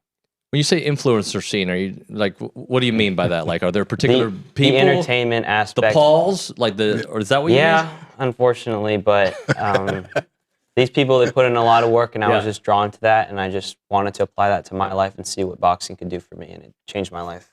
CP, on that topic, I watched the documentary on the Pauls, and not a fan of what they're doing. That being said, Jake has put in a lot of work to become a much better, like he's actually a legit fighter now. Yes, I definitely agree with that 100%. When he first came on the scene, there's definitely a lot of mixed emotions, more on the negative side. But as he's grown into this boxing role, he's definitely grown into becoming a professional boxer. His techniques have gotten a lot better. He does have some flaws, as we saw when he fought Anthony Joshua, you know. But, he's definitely made that transition over from just a basic guy who never done this before to actually being a professional fighter, stepping on the big level. So he's definitely done it. And I agree with you also, again, where I don't really care for some of the antics they do, but I do like mainly for the aspect of how he's promoting some of the lesser-known fighters, especially on the female side, giving them a lot of notoriety and more recognition, and most importantly, more media coverage. Yeah, you're exactly right about that. He's done that very well, so I definitely highly respect him for that. Enrique, how'd you get into it? So my brother has boxed basically his entire life, and I was always around the gym, just growing up watching him. When I was about like 9 or 10 years old, I had my first fight, tried the sport out. Had a fun time, but wanted to move over to some other sports. And finally, this past August, I found out about the boxing team here. So I wanted to give it a shot. Kind of miss the sport a bit. And from there, coach took me in, and I started developing, and that kind of I got real excited, showing up to the gym every day, and stuck with it. And now we're here. How often do all three of you answer this? How often do guys try you? Just because they don't know the boxing side of you, is it an often thing or not an often thing? I feel like it's not that often. I feel like no one, as long as you don't make it known, which you shouldn't, you just kind of go about yourself and try to stay humble with it. Perfect. You guys agree with that? Yeah, definitely. Yeah. CP, I want you to kind of you've been on the show several times. Yes, sir. Tell the folks your background, because from football to MMA to boxing to Brian boxing, you've got a whole array and a long time in this market. Yes, sir. Well, I was with the Texas A&M Aggie football team during my time from 03 to 07. I graduated in 06. I was a late bloomer, late student, but I was there under Coach Fran. And whenever I graduated, I got on with the team. But then, unfortunately, after Fran resigned, we were all let go. So at that point, I kind of got back into what I started in, boxing, MMA, all that. Carried on my career after I had, I guess you could say, retired from it while I was at A&M. And then got back into it, won a couple championships in the MMA sport, and then retired 2016, started coaching full-time in boxing. I went back to boxing because that was my roots. Because you fought again after that, right? I tried to, but we were supposed to fight at Reed Arena, but the guy I was supposed to fight came in, missed weight by 30 pounds. Right. So I don't think he even tried. But yeah, so all that has led me here because I've always been a part of that Sigma Chi Fight Night. Now they moved on; they're doing other things. They still have their fight nights, but I'm not really a part of that anymore. And then Farmers Fight Night started coming in 3 years ago. This will be our third event. And I started helping them out. And then, as I said, last year they brought back the club sport for the national team. And I did train them, I would say, probably maybe 50% of the time last year. And they went down to, I believe it was Atlanta, Georgia. Is that where they competed last year? Last year, yes, sir. And they brought back one championship. And then this year, I sat down and talked with some of the high-ups on the team. And we made a deal that I was going to coach full-time. And we got the guys in there and just went to work. And honestly, that could be a whole nother segment right there on how we all came together. But it was a great experience. The main thing I like about it is the fact that we're all so different. We had so many different things that we excelled in, and also had so many different things that we kind of were bad at. Right. But we all came together, and I think the final product actually really speaks for itself. 3 champions and then 2 runner-ups out of 8 fighters. It was amazing because Michigan was there with over 20 fighters. Wow. University of California, Irvine was there with over 20 fighters. Several teams had 15-plus fighters, and none of those teams brought home as many championships according to their numbers as we did. Well, and before we go and kind of go through each journey in winning their championship, this is self-funded, right? So you could use some help. Yes, sir. We can definitely use some help. The university did help out a little bit with some flights, and if I'm not mistaken, maybe a little bit on the hotel rooms. Yes, sir. Yes. But everything else, as far as equipment, food while we was there, which when you're getting ready for a fight, you got to eat very healthy. You can't just eat whatever, so it does get quite expensive. But yes, next year when we carry on, because actually Dante and Mikkel will be with me again next year. They have more years here with the team. But funding was pretty much self-funded this year. So anybody out there that would be willing to help out, we would love it. We would take it, and we would love to actually promote you also. So reach out to me, let me know, and we love to have them a part of the team. How do they find you, on social media? Yes, sir. They can find me on social media, or if you like, you have my contact. Yeah. They can contact here, and you just send it to them, and they can call me directly. What's the Instagram again? Instagram is Coach, what is that, underscore? The line at the bottom? Oh, yeah. I don't Yes, know. sir. It's a little The technology stuff, it's Coach underscore CRP on CRP. Instagram. Okay. All right, so let's kind of go around the room and chit-chat about the championship. So, Mikkel, you go first. What does it mean to be a national champion? And tell me about the last fight. Yeah, so for me, being a national champion just means that I won on a national stage, right? Like, I've proven my skills against other people who are on a competitive level. And in relation to my last fight, I think what made it go so well was that I stuck to the game plan that coach set for me, kept calm. I focused on boxing, not necessarily fighting. And I just stayed calm, stuck to the game plan. That was majority of what made the last fight work. And then Dante, for you, just tell me about the last match and what it means to represent as a national champion and with A&M on your shorts. Well, first off, just representing A&M on a national scale is a great honor, and I wanted to carry that in the ring. And all 3 of my fights, 3-day tournament, they were not easy, and that's what made the win that much more special to me.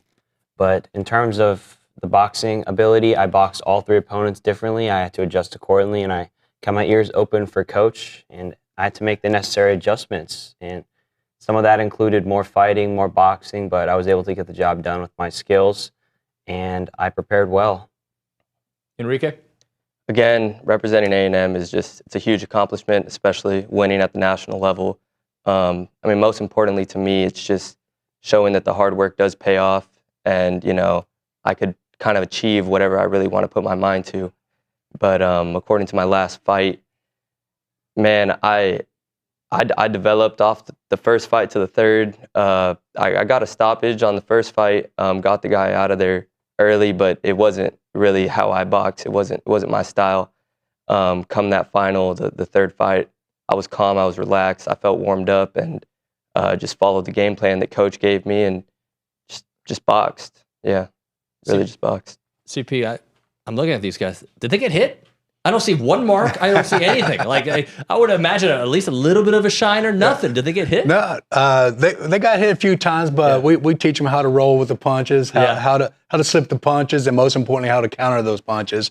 I would say probably out of the three here, my man Mikkel right here, he had the hardest first fight. Okay. It was definitely a good experience for him. We was a little worried at first, but he dug down, pulled it out, and then after that, honestly, I don't think he won a single round, or his opponents won a single round the rest of the tournament. So I was a little worried on that first fight when we went into that third round with him. But and as Enrique was saying, he kind of, his first fight kind of got caught up in the adrenaline flow and the rush of everything, you know, but he settled down and ended up getting the kid out of there. And as Dante said, he had 3 different matches, but each one of them I would kind of almost compare to Bruce Lee. It was different all the time, you know. Right. So he made the adjustments. If we had to attack and pressure, we made those adjustments. If we had to stay back, box from the distance, we did that. If we had to actually be a little more patient, wait for them to move and then us counter, he made it happen. He listened, and all 3 men, actually all 8 men that competed this past weekend, had their ears open, listened very well, made the adjustments as we need to, and as I said, represented Texas A&M very well. All right, last thing for you. So what's the season like? When does it start? Is there like a training camp? Is it a spring semester sport? How does this kind of work? Well, that's what we're looking for as far as funding, because there is several UCIBA, which is the organization that hosts that college fights. There are several shows that go on throughout the year, but they are expensive because unfortunately there's none of them here in Texas, so we have to travel to other states for them. We would like to get it to where we're traveling to at least 2 of those a year, so that way it's pretty much like my amateur and professional fighters. It's a full-time job. So we're looking to do that, but right now for the Nationals, it's a once-a-year thing. So next year around this time, we'll be going again. And there's another one, what is it, in October? Could be October. Yep. There's another big college show in October that we're hoping to maybe try to shoot for. If not, the Nationals is where we want to make our name at. Gentlemen, congratulations. Thank you very much for coming by. Yes, thank you. Thank you, sir. Soon, okay? Yes, sir. Definitely. Thank you. We'll hit a break. When we come back here on TexAgs Live, we'll wrap up the show, get you ready for the Wednesday edition of the program. Just found out Billy Lucci will be in studio tomorrow, so we'll chit-chat with him and more. It is TexAgs Live.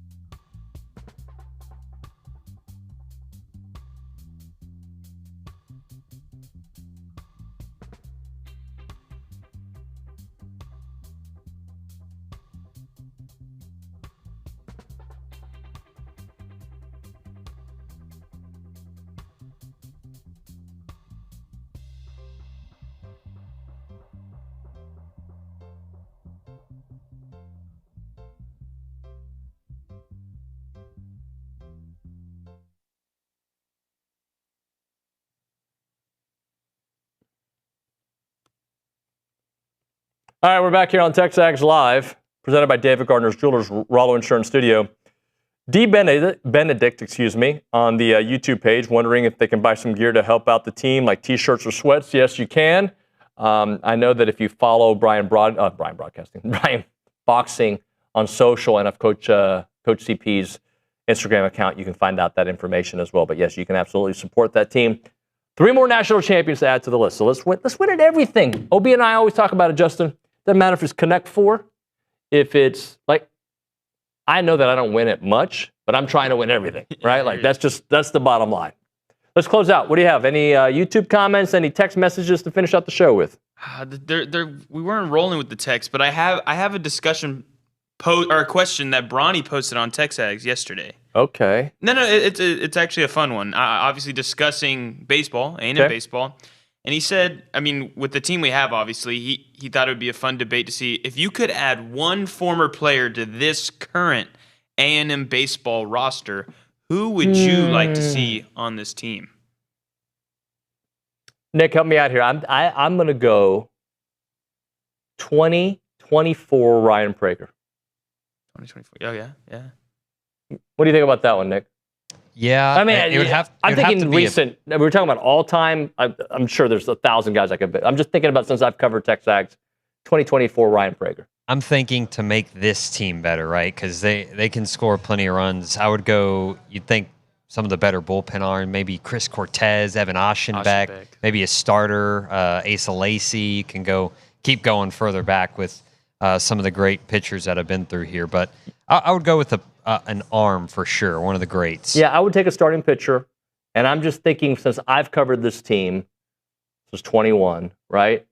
I think Prager, especially that 24 version of Prager, would have been great. There's been some other ones, Lampkin was great. He had a nice run, but I think I'd take because I like Prager a lot, and I think having him as Friday night would be pretty good for this team. Help a bunch.